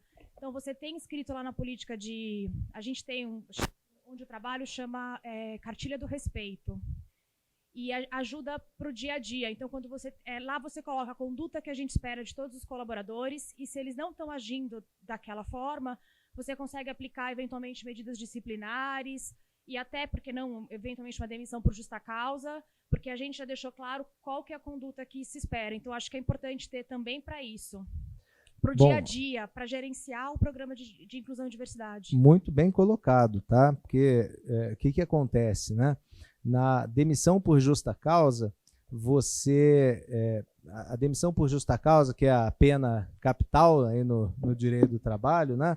Ela precisa se dar em razão de uma falta praticada pelo empregado que inviabilize a continuidade da relação de emprego, tá? E algumas faltas que estão relacionadas no artigo 482 da CLT, por exemplo, a indisciplina ou a insubordinação, sozinhas, eventualmente, você fala, não, o cara deu um deslize, chegou atrasado 2 dias, não é motivo, torna inviável a continuidade da relação de emprego? Em tese, não. Então, eu preciso adverti-lo, né? Algumas das penas ali exigem o que se chama de gradação. Por que eu estou dizendo isso? Porque dependendo de como estiver estabelecido isso num manual, numa política interna, inclusive dizendo que a violação às políticas de diversidade e inclusão podem caracterizar ou caracterizam falta grave, tá? Então, eu já estou estabelecendo uma regra da qual o empregado tem ciência desde o início, que aquele ato vai ser um ato de indisciplina grave que isoladamente já vai justificar a dispensa motivada, tá? Demissão por justa causa, famoso JC, tá? Como se diz na Justiça do Trabalho, nos corredores lá do Rui Barbosa, né? JC, foguetes, aviso breve. Uma das grandes vantagens de ter uma política escrita, embora a prática seja muito mais importante, pensando pelo viés trabalhista, e também já trazendo um pouco do lado do compliance digital, é justamente o que eu faço com o empregado que representa a minha empresa, que está aí, né, levando a minha marca para fora, que se comporta dentro das suas redes privadas de forma que não condiz com a minha política. Então, eu tenho um empregado que vai lá no próprio Facebook e fala, eu acho que homossexuais têm todos que morrer, porque eu, pessoalmente, sou contra homossexuais. Você quer que isso represente a sua empresa? Você quer que isso represente a sua marca? E se você não tiver uma política escrita dizendo que os comportamentos deste empregado na rede pessoal dele podem sim acarretar em consequências dentro da sua empresa, por mais que a sua prática dentro do ambiente de trabalho seja uma, como que fica o vínculo depois? Como é que você vai conduzir depois um vínculo trabalhista com alguém que falou algo que vai completamente contra aquilo que a sua empresa prega? E a gente viu, ano passado, diversos casos de pessoas que pularam um carnaval não sei onde, foram assistir a Copa na Rússia e se comportaram de maneiras que as empresas não comportavam. Era um comportamento completamente incondizente com a marca. E aí? E se eu não tenho uma política escrita? Não, obviamente, essa questão é bem controvertida ainda na jurisprudência trabalhista, tá? Mas, por mais que eu tenha uma política escrita, se por acaso o empregado, vamos dizer assim, age em contrariedade àqueles princípios que orientaram a minha política, é difícil eu conseguir sustentar uma justa causa por isso. Agora, vai ficar muito claro o efeito pedagógico quando o empregado for demitido, né? Ainda que sem justa causa, tá? Então, isso é importante. Falar, olha, aqui a nossa regra tem que ser cumprida dentro e fora, porque eu coloco lá no Facebook, eu trabalho para em tal lugar, né? Põe no LinkedIn. Eu, pelas redes sociais, consigo saber onde a pessoa trabalha, né? Aí aparece lá o sujeito participando. Eu já deixei de contratar uma pessoa, engraçado, né? Chegou no último estágio de contratação, né? Até um determinado ano, eu entrevistava todo mundo no escritório, né? Aí meu sócio chegou e falou, olha, gostei muito, só quero seu aval para contratar. E aí, antes de contratar, eu entrei nas redes sociais desse candidato e vi que ele estava em grupos neonazistas, né? Eu falei, bom, isso pode ser uma piada de péssimo gosto, né? Mas eu vou, já que todo mundo gostou, né? Eu vou, mas eu quero levar esse meu sócio. E aí eu fiz umas 2 perguntas que são... Gente, eu não sacaneei o cara na entrevista, tá? Falando em bom português. Mas eu fiz perguntas que, de certa forma, colocavam a resposta dele em xeque. O cara perdeu completamente o rebolado e começou a se mostrar agressivo na entrevista, né? Ou seja, depois eu falei com o meu sócio, falei, olha só do que você escapou, né? Porque realmente o cara era um destemperado, né? Então a gente tem que tomar cuidado mesmo com redes sociais e isso a gente, no final das contas, acaba, de certa forma, interferindo até na reputação da empresa. É óbvio que mandar embora por justa causa nesses casos não dá, mas dá para mandar embora. Bom, 2 processos aqui. Controles internos, tá, gente? A gente fala em controle interno, a gente pensa em como é que a qualidade das informações ali está transitando para que elas cheguem e as minhas demonstrações financeiras sejam adequadas, né? Mas, gente, controle interno vai muito além disso, tá?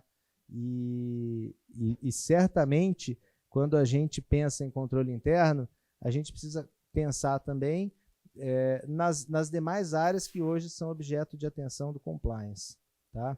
Eu não sei, Ítalo, você que é nós temos uma Ferrari do compliance aqui, então eu estou até, quando eu falo dos 10 pilares de compliance, eu estou pedindo a participação do Ítalo, porque se ele tiver algo a acrescentar, eu só não estou me aprofundando muito nos pontos por causa do tempo, né? Que daqui a pouco as pessoas vão começar a tacar ovo em mim. Já são 11h15. Até que horas a gente tem, Paula? Não, mas eu vou liberar todo mundo antes, calma. Eu senti um ar de terror aqui. Alguma coisa sobre controle interno? Não, porque controle interno é um pilar sem graça, né? Assim, para... então... Então, controles internos, ele está implícito em alguns pontos do programa de compliance, porque ele está muito ligado à ideia também de monitoramento. Então, e quando você fala de risk assessment, você fala, se você tem um risco, você tem uma ameaça, né? Então, para conter essa ameaça, você precisa de um controle. E como é que você cria controles dentro da empresa? Você precisa criar parâmetros, critérios, para que se identifique um risco e controle esse risco ou evite esse risco. Então, a ideia de controles, como bem o Leonardo está falando, vai muito além dos controles contábeis. Qualquer tipo de risco de compliance, qualquer tipo de risco reputacional, qualquer tipo de risco que abale questões de diversidade que você quer implementar dentro da empresa, você precisa controlar isso. E, às vezes, você precisa de um engajamento de diversos departamentos dentro da empresa. E quando a gente está falando hoje de diversidade e inclusão, eu vejo muito a área de compliance e eu vejo muito a área de recursos humanos envolvida nesse engajamento para controles internos envolvendo o tópico. Então, acredito que... Não, é isso aí, tá? É exatamente isso. Eu vejo controles internos para além do contábil como algo que está implícito em vários outros pilares do programa. O monitoramento, a investigação interna, né? Quando eu falo em controle interno, eu preciso ter procedimentos adequados para que o descumprimento das minhas políticas chegue adequadamente a quem de direito e que faça com que essa política seja aplicada. E a aplicação da política acaba sendo feita também, quando a gente está tratando de um ato faltoso, por meio de uma investigação interna bem feita e que traga consequências eficazes. Tá? Então, assim, quando a gente fala em controle interno, para além do contábil, ele está, na verdade, implícito em todo o resto, né? É por isso que eu falei que é sem graça, mas não é sem graça, é importantíssimo, tá? Bom, e aqui também, gente, questão de PCD, tá? Como é que eu vou controlar o número de pessoas, estou cumprindo cota ou não, enfim, tem vários aspectos, né? Que tipo de controle eu estou exercendo em relação ao cumprimento dessas metas que são objetivas e estão ligadas à diversidade e inclusão, né? Bom, treinamento e comunicação. E aí eu faço uma pergunta para vocês aqui. Tem compliance officer aqui? Tem gente que trabalha no compliance? Bom. Então, primeira pergunta para quem não é de compliance, tá? Quem leu as políticas da sua empresa inteirinhas de cabo a rabo? Bom, um ou outro vai levantar a mão. Quem lembra de cor tudo que está nas políticas? Compliance Officer, você lembra tudo que está nas políticas internas da sua empresa? Eu faço pergunta para o Compliance Officer. Eu não lembro. Tá? Então, por que a gente ressalta isso? Gente, com relação às normas, às políticas internas, as empresas nos programas de compliance estão constantemente fazendo as curvas ABC. Fala, cara, isso aqui, ó, a frequência dessa baixa aderência à norma aqui está sendo até importante, mas o risco aqui é muito baixo. Agora, aqui tem alguns fatos que demonstram falta de aderência à norma, mas que estão gerando um risco terrível. Eu preciso fazer com que as pessoas lembrem de cumprir essa política, lembrem de cumprir a lei. E isso eu faço treinando, porque ninguém coloca, nós não somos computadores, né? As pessoas são diferentes, cada um tem a sua forma de lidar com a realidade, né? A gente não é uma manada. Então, é importante que seja constantemente, sejam feitos treinamentos, considerando o risco mais ou menos elevado e o dano que o evento possa causar em relação a patrimônio ou reputação. Então, tem que ser feito treinamento, porque as pessoas não lembram da política, né? A gente mesmo, né, advogado, não tem que fazer toda hora, não tem que estar se reciclando, estudar, fazer palestra. Ele não lembra. Eu já devo ter lido o Código Tributário Nacional NP vezes. A consolidação das leis do trabalho, idem. Eu não lembro das coisas que estão lá, a coisa também vai mudando, né? As políticas internas, como a sociedade evolui, né, constantemente, as políticas internas vão acompanhando essa evolução da sociedade, né, e vão mudando. Então, as pessoas têm que ser treinadas, seja porque as políticas vão evoluindo, seja porque as pessoas não lembram, né? Nós não somos bancos de dados, tá? Então, treinamento é importante. Bom, canal de denúncias. Eu vou perguntar para vocês, né? Eu costumo, às vezes, ser de um didatismo que, às vezes, eu tenho medo até de ser simplório, né? Mas eu digo, o que adianta eu ter apoio da alta administração com exemplos, né? Eu ter feito uma bela análise de risco, né? Ter políticas muito bem escritas, de vez em quando treinar, se quando ocorre o ato de descumprimento da política, eu não tenho para quem reclamar, né? E pior ainda, né? Porque o meu superior imediato pode ser exatamente o autor da falta, né? Ou o superior do meu superior, e aí, como é que eu faço para reclamar, né? E quando o problema é da alta direção, para quem que eu vou reclamar? Preciso ter um canal de denúncias. E quando eu falo canal de denúncias, não é só o lugar para onde eu ligo, né? Eu acho que também o conceito de canal de denúncia ele vai um pouco além disso. Eu tenho um procedimento adequado que garanta ao denunciante, primeiro, que essa denúncia vai chegar a quem de direito, dependendo de quem for, contra quem for a denúncia, que ela vai ter o tratamento adequado e que ele vai ser mantido o anonimato, porque quando a gente fala em ambiente empresarial, a gente pensa, o fulano está me assediando, eu vou reclamar dele. O problema é que tem empresas, e são clientes que eu atendo, que tem lojas em Marabá, por exemplo. As pessoas têm medo de denunciar o colega porque tem medo de morrer. Porque lá a cultura é diferente. Desculpa se tem alguém de Marabá aqui, gente, mas que me disseram que a coisa é um pouco séria lá em Marabá especificamente, tá? E as pessoas têm medo de morrer, um tem medo de fazer uma denúncia contra o outro, porque, como disse uma pessoa com quem eu conversei de lá, porque senão vai amanhecer morto, né? Então, o anonimato é importante. Então, quando a gente fala em canal de denúncias, não é só ter um lugar para eu ligar ou um e-mail para eu mandar, né? É todo um sistema que garanta que a denúncia, o descumprimento da norma vai chegar onde deve, né? E, gente, diversidade e inclusão também, tá? Então, por favor.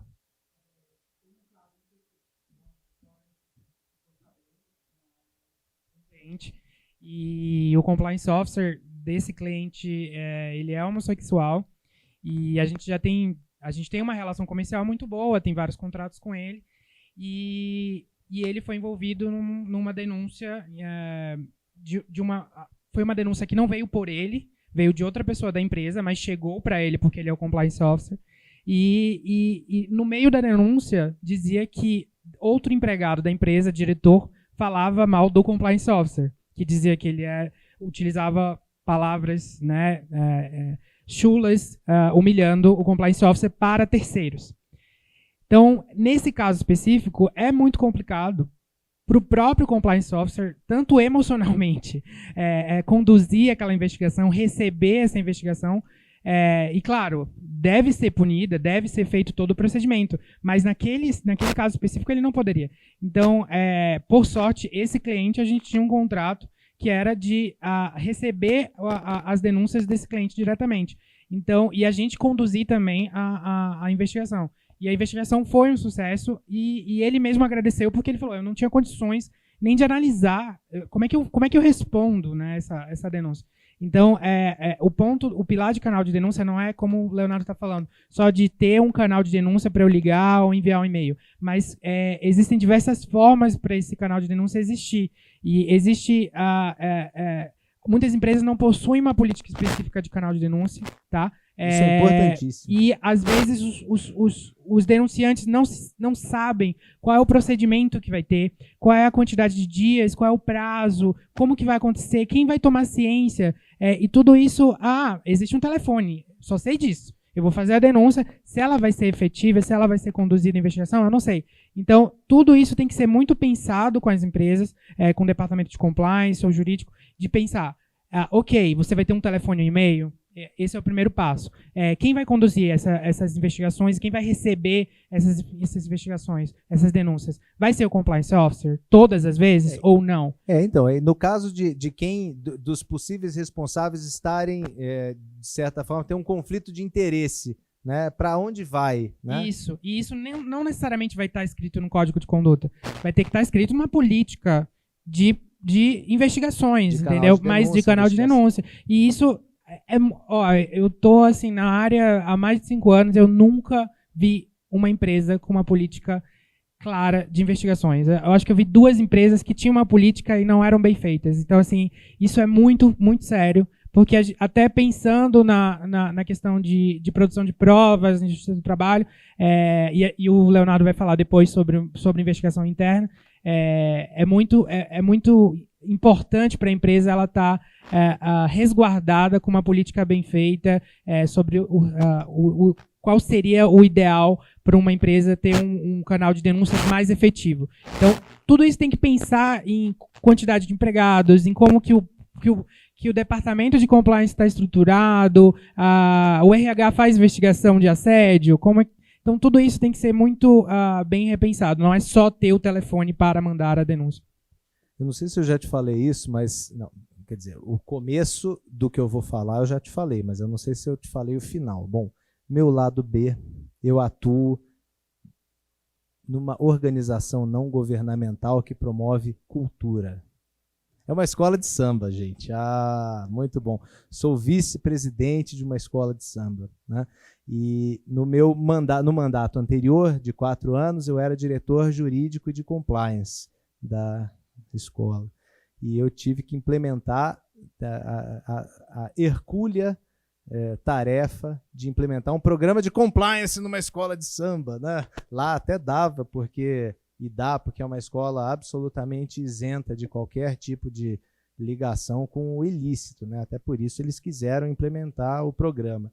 E em relação à investigação interna, o meu receio de que aquilo caísse depois de fazer o risk assessment, né? O receio de que a investigação interna caísse por terra, não funcionasse, foi tanto que eu achei melhor colocar todo o procedimento de investigação interna no estatuto da empresa, da associação, né? da escola de samba. Então, se você pegar o estatuto da Tom Maior, você vai ver que existe em linhas gerais, todo o procedimento de investigação interna para averiguação de faltas e atos que, de certa forma, coloquem em risco, ou enfim, tem lá todos os... E, curiosamente, depois da gente colocar esse estatuto em vigor, nós fizemos um processo de expulsão de 2 antigos diretores da escola, 4, 5 meses depois, porque os caras estavam fazendo besteira na escola. Foi um momento meio tenso da minha vida, mas funcionou muito bem. Foram aplicadas, inclusive, as medidas disciplinares que constavam do próprio estatuto. Ninguém questionou, porque eu não cheguei com um papel separadinho. Nesse caso, foi importante deixar o procedimento de investigação interna no estatuto, né? Porque as pessoas na escola de samba só respeitam a tal da ata. Né? Ah, está na ata ou não está? A ata, na verdade, são os documentos societários, né? Associativos, no caso, porque uma escola de samba é uma associação sem fins lucrativos. Bom, pois não, doutor Kleinaldo. Uma coisa que está ocorrendo agora também na questão da comunicação do compliance. Eu fui instado a olhar alguns dados de uma situação do canal de denúncias e de situações que não foram levados para o canal de denúncias. Um teste está acontecendo agora, a gente mudou o nome para canal de alertas. Porque se percebeu, a investigação, isso que havia uma... O fato de falar denúncia levava as pessoas só a se manifestarem quando havia uma carga de denúncia mesmo. E olha, muitos de situações... Por que você não falou? Porque não era uma denúncia. Era um problema grave, tá? Então a gente está achando que se baixar para alertas, o que a gente vai receber com relação a isso? É uma coisa que está... É interessante isso. Assim, é óbvio que se tiver treinamento adequado, aí pode chamar de galo carijó, que as pessoas, estando treinadas, vão usar o meio. Mas eu nunca tinha pensado nisso, Kleinaldo, e eu acho que, às vezes, um nome um pouco mais amigável talvez seja mais estimulante, né, do que canal de denúncia. É que esse é o nome que se convencionou utilizar no mercado, né? Então, quem já está um pouco mais acostumado com ambiente corporativo é fácil. O duro é o cara do chão de fábrica, olhar aquilo e falar, eita, canal de denúncia, o que é isso? Ele precisa ser treinado, né? E se ele não for treinado, efetivamente o nome não parece muito convidativo. Eu acho que é uma coisa para reflexão. Você pensa em fraude, né? Denúncia, você liga a fraude. Bom, não precisa... Bom, já falamos isso. Investigação interna. Adianta eu ter tudo isso, receber denúncia, e aí eu pego a denúncia, o que eu faço? Começo a desenhar florzinha, né? Tem gente que, quando fala no telefone, pega um pedaço de papel e desenha casinha, florzinha. Vou fazer a mesma coisa com a denúncia, né? Óbvio que não. Eu preciso fazer com que essa denúncia seja devidamente apurada e, caso seja comprovada a prática de um ato faltoso, eu aplique a penalidade correta, prevista também na própria política. Tá? Senão, eu vou ter algo para inglês ver. Né? É interessante porque os pilares do programa de compliance, todos eles são necessários e um não vive sem o outro. É uma mesa de 9 pés, mas que se você tira um, a mesa cai. Tá? Literalmente. Eles não sobrevivem um sem o outro. Tá? Precisam. Até foi interessante, fizeram uma descoberta científica agora de um parente das bactérias, que é um ser pluricelular que tem 50 células, e se você tira uma, esse ser morre, né? E o interessante é que não tinha não se tinha registro de nenhum ser vivo que não tivesse envoltório separando o material genético do resto da célula, que fosse pluricelular. Aí descobriram agora um ser pluricelular. Você pega daquelas 50 células ali amontoadas, você tira uma, morrem todas as outras. E é exatamente esse o caso dos pilares do programa de compliance. Isso também vale, gente, para diversidade e inclusão. Não adianta eu ter política se eu não tenho para quem reclamar e se uma vez que eu reclame, aquilo não seja corretamente apurado e, eventualmente, apurando-se ato faltoso, eu não aplique a penalidade adequada. Tá? Bom, não precisa nem falar, as pessoas tendem a cumprir a lei por temor da sanção, porque tem gente que aprende pelo amor, tem gente que só aprende pela dor. Tá? Então, eu ter também um procedimento de investigação interna que funcione. Pergunta se depois da expulsão de 2 ex-diretores lá da escola, aquilo aconteceu de novo. Não. As pessoas falaram, vamos ter que andar na linha aqui na escola. E foi assim que aconteceu. Bom, investigação interna tem que ocorrer, como toda investigação interna, de forma rigorosa, independente e com a profundidade suficiente para que aqueles atos denunciados sejam apurados. Tá?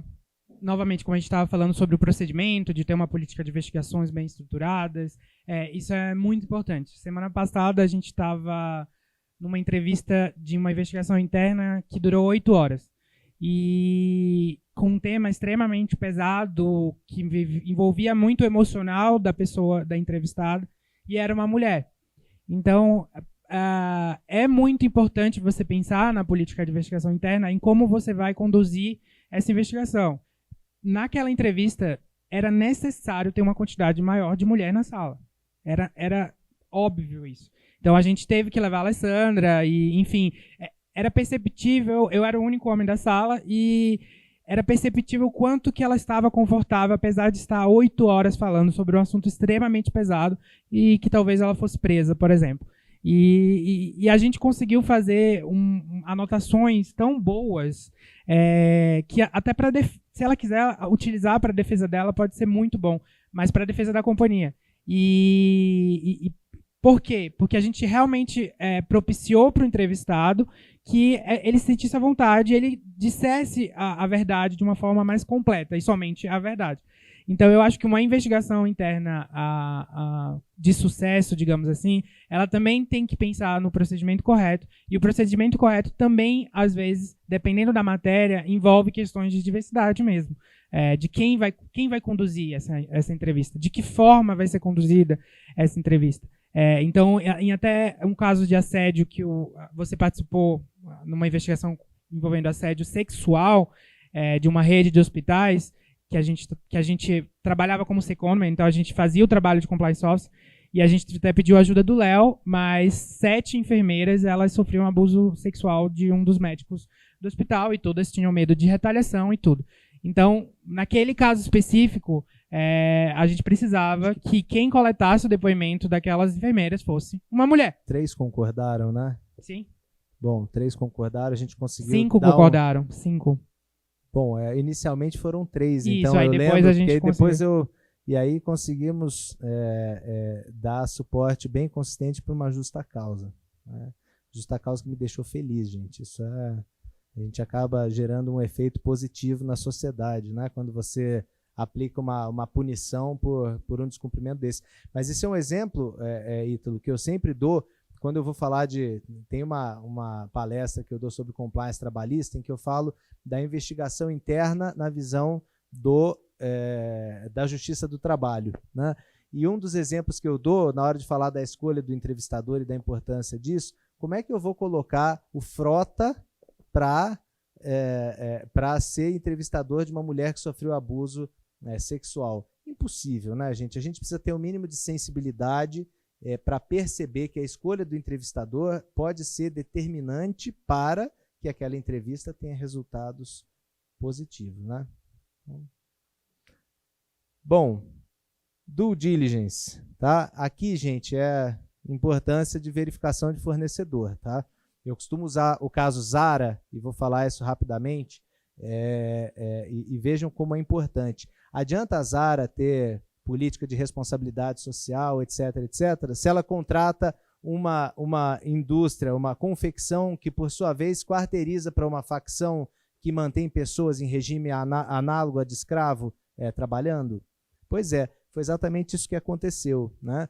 Então, o Zara contratou uma confecção para produzir algumas das peças vendidas na loja, e essa confecção acabou contratando uma facção, né, que é a confecção da confecção, que faz só um pedaço do trabalho, e resolveram explodir no sentido de, né, chegar lá a polícia, tudo, né, nessa indústria, nessa planta lá no meio do Bom Retiro, e descobriram vários latino-americanos que eram mantidos lá em regime análogo a de escravo, né, produzindo peças com a etiqueta da Zara.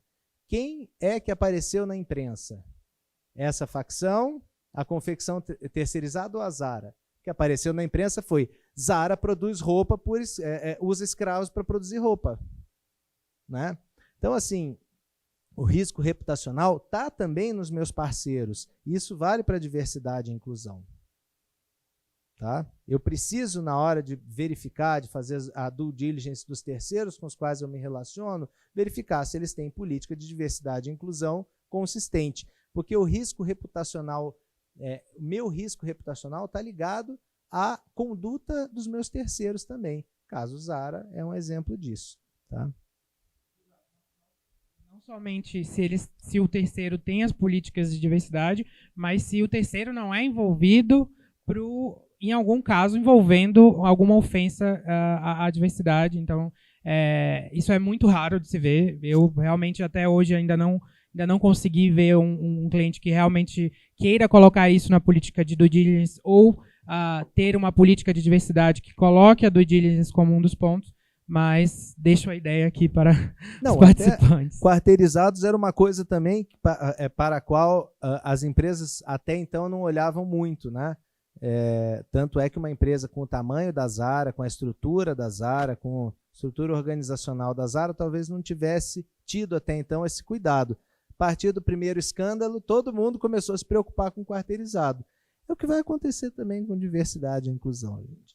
Aguardem o primeiro escândalo para vocês verem se isso não vai estar na pauta do dia. No final das contas, as pessoas se mexem por dinheiro, né? É isso.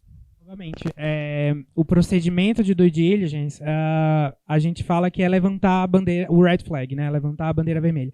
Então, é muito interessante também a empresa ela ter um procedimento escrito e também ter um relatório de due diligence. Esse relatório não é só um estagiário ou uma pessoa do jurídico que vai lá, consulta o contrato, bota o CNPJ, bota o nome da empresa no Google e vê que notícia que tem, se é envolvido em Lava Jato. Due diligence não é isso. Tá? É algo muito mais complexo. Não é também só análise de processo, o quanto que a empresa está devendo para o fisco. Não é só isso.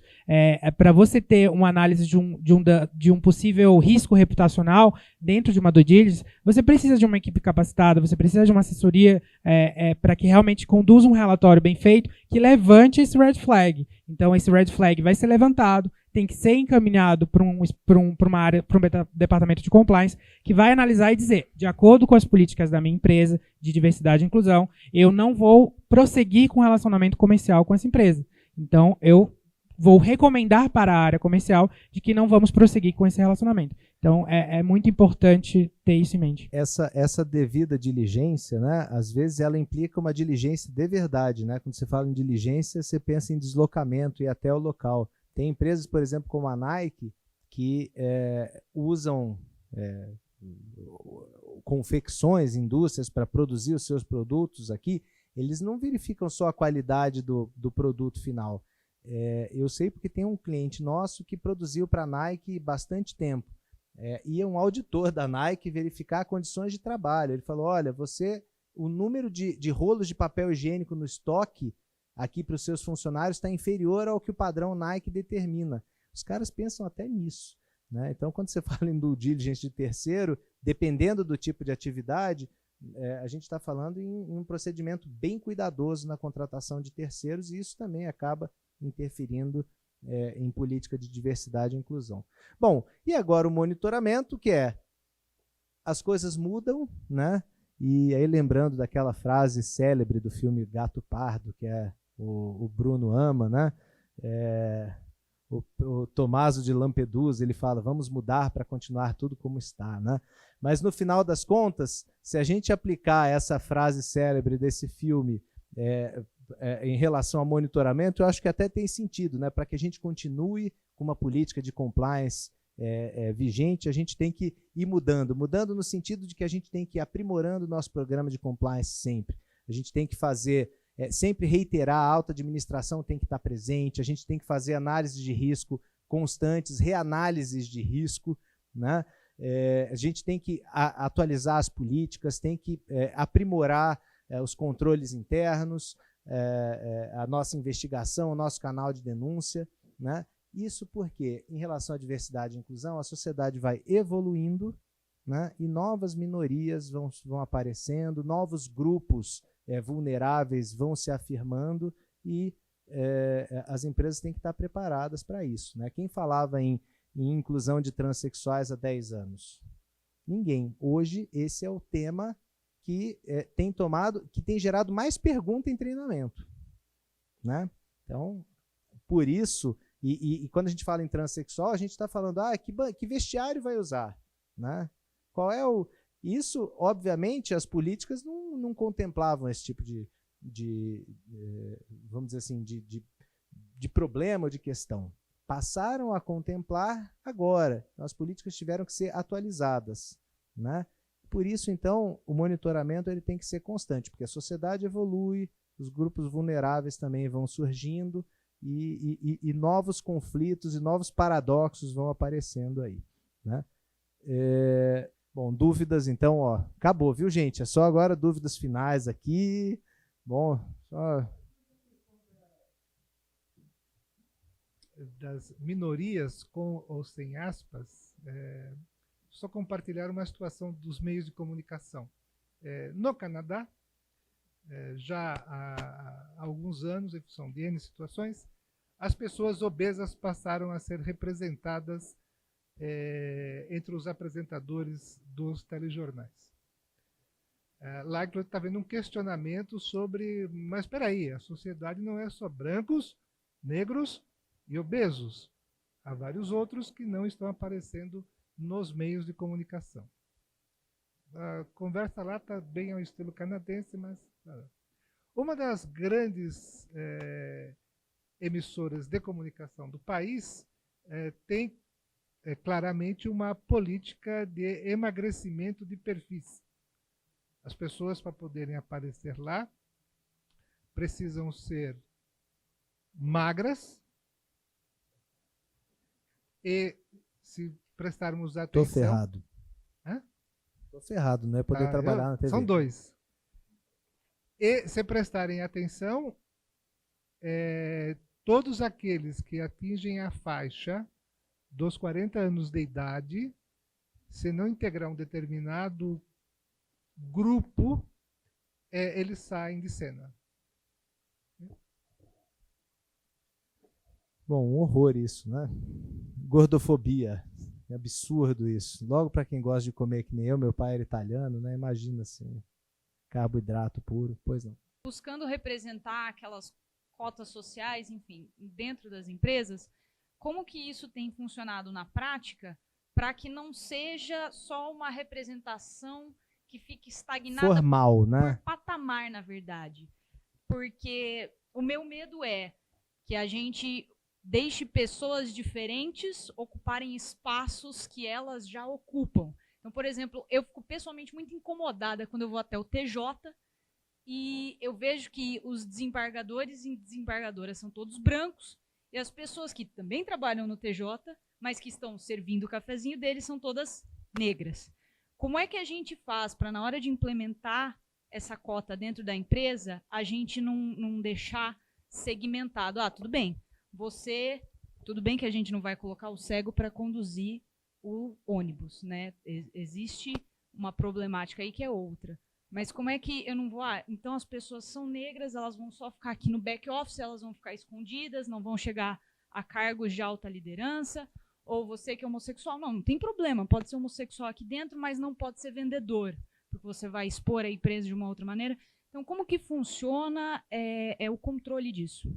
Então, quando a gente fala nesse estudo da McKinsey, né, de qualidade de decisões, se a empresa não acha quem esteja imediatamente apto, o que as empresas têm feito é seguir, pelo amor, o que a Justiça do Trabalho tem mandado que as empresas façam pela dor, que é capacitar pessoas, né? Porque, assim, se eu tenho, na hora de tomar uma decisão, pessoas que representam os diversos segmentos da sociedade, a minha decisão vai ter uma qualidade melhor. Eu, portanto, vou ser mais eficiente, vou ganhar mais dinheiro. Quer dizer, então, no final das contas, o nosso poder judiciário, infelizmente, não reflete. O TJ, inclusive, assim, o número de mulheres é pequeno. Se a gente olhar, a Justiça Federal é diferente, né? A Justiça Federal tem, por exemplo, com relação a número de mulheres, tem muitas juízas. Acho que tem, até no TRF, deve ter mais juíza do que juiz, mais desembargadora do que desembargador, né? O número de mulheres no Tribunal Regional Federal aqui é muito grande, né? Mas isso, poder público, é um pouco mais complicado, tem que ser cota. Agora, na minha empresa, se eu quiser ter determinado segmento da sociedade representado na mesa, onde as pessoas tomam decisão, para que a minha decisão seja melhor, eu vou ter que, e eu não encontrar, eu vou ter que capacitar, eu vou ter que investir. E é isso que o Tribunal Regional do Trabalho daqui de São Paulo, de Campinas, o próprio TST dizem, né, que se a empresa não encontra PCDs que estejam aptos para as funções, vão ter que capacitar. Para essas empresas é uma obrigação. Para empresas que estão antenadas em relação à importância da diversidade e inclusão, essa é uma forma pela qual a empresa vai investir para ter uma maior qualidade em relação às decisões tomadas, né? Acho que é isso. Tem que investir.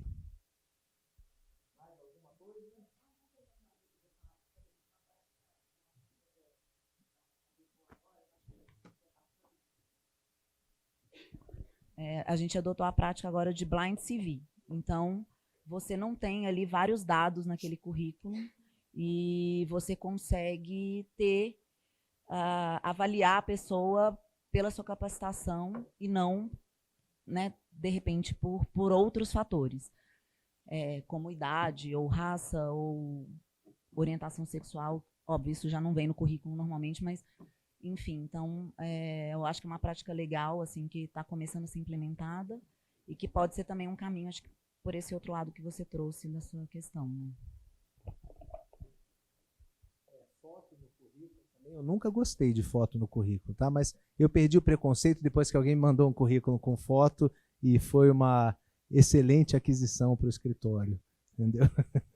Mas não é foto, são não, outros dados. Eu entendi. Não, a partir de agora eu vou colocar o nome Julianix, né? Que agora tem a história do X no final, não pode dizer se é homem ou mulher, né?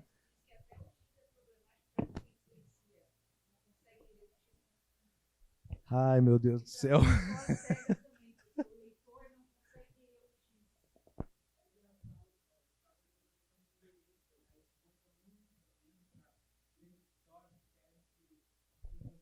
Morem próximo do escritório, morem num bairro da alta sociedade, sobrenome pesa demais.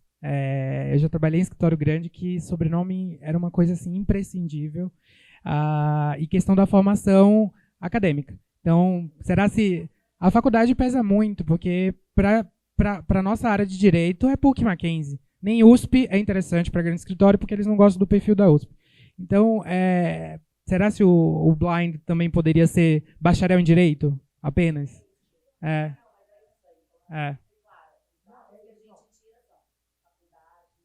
Não, sim, eu só estou falando que é muito importante, é muito relevante.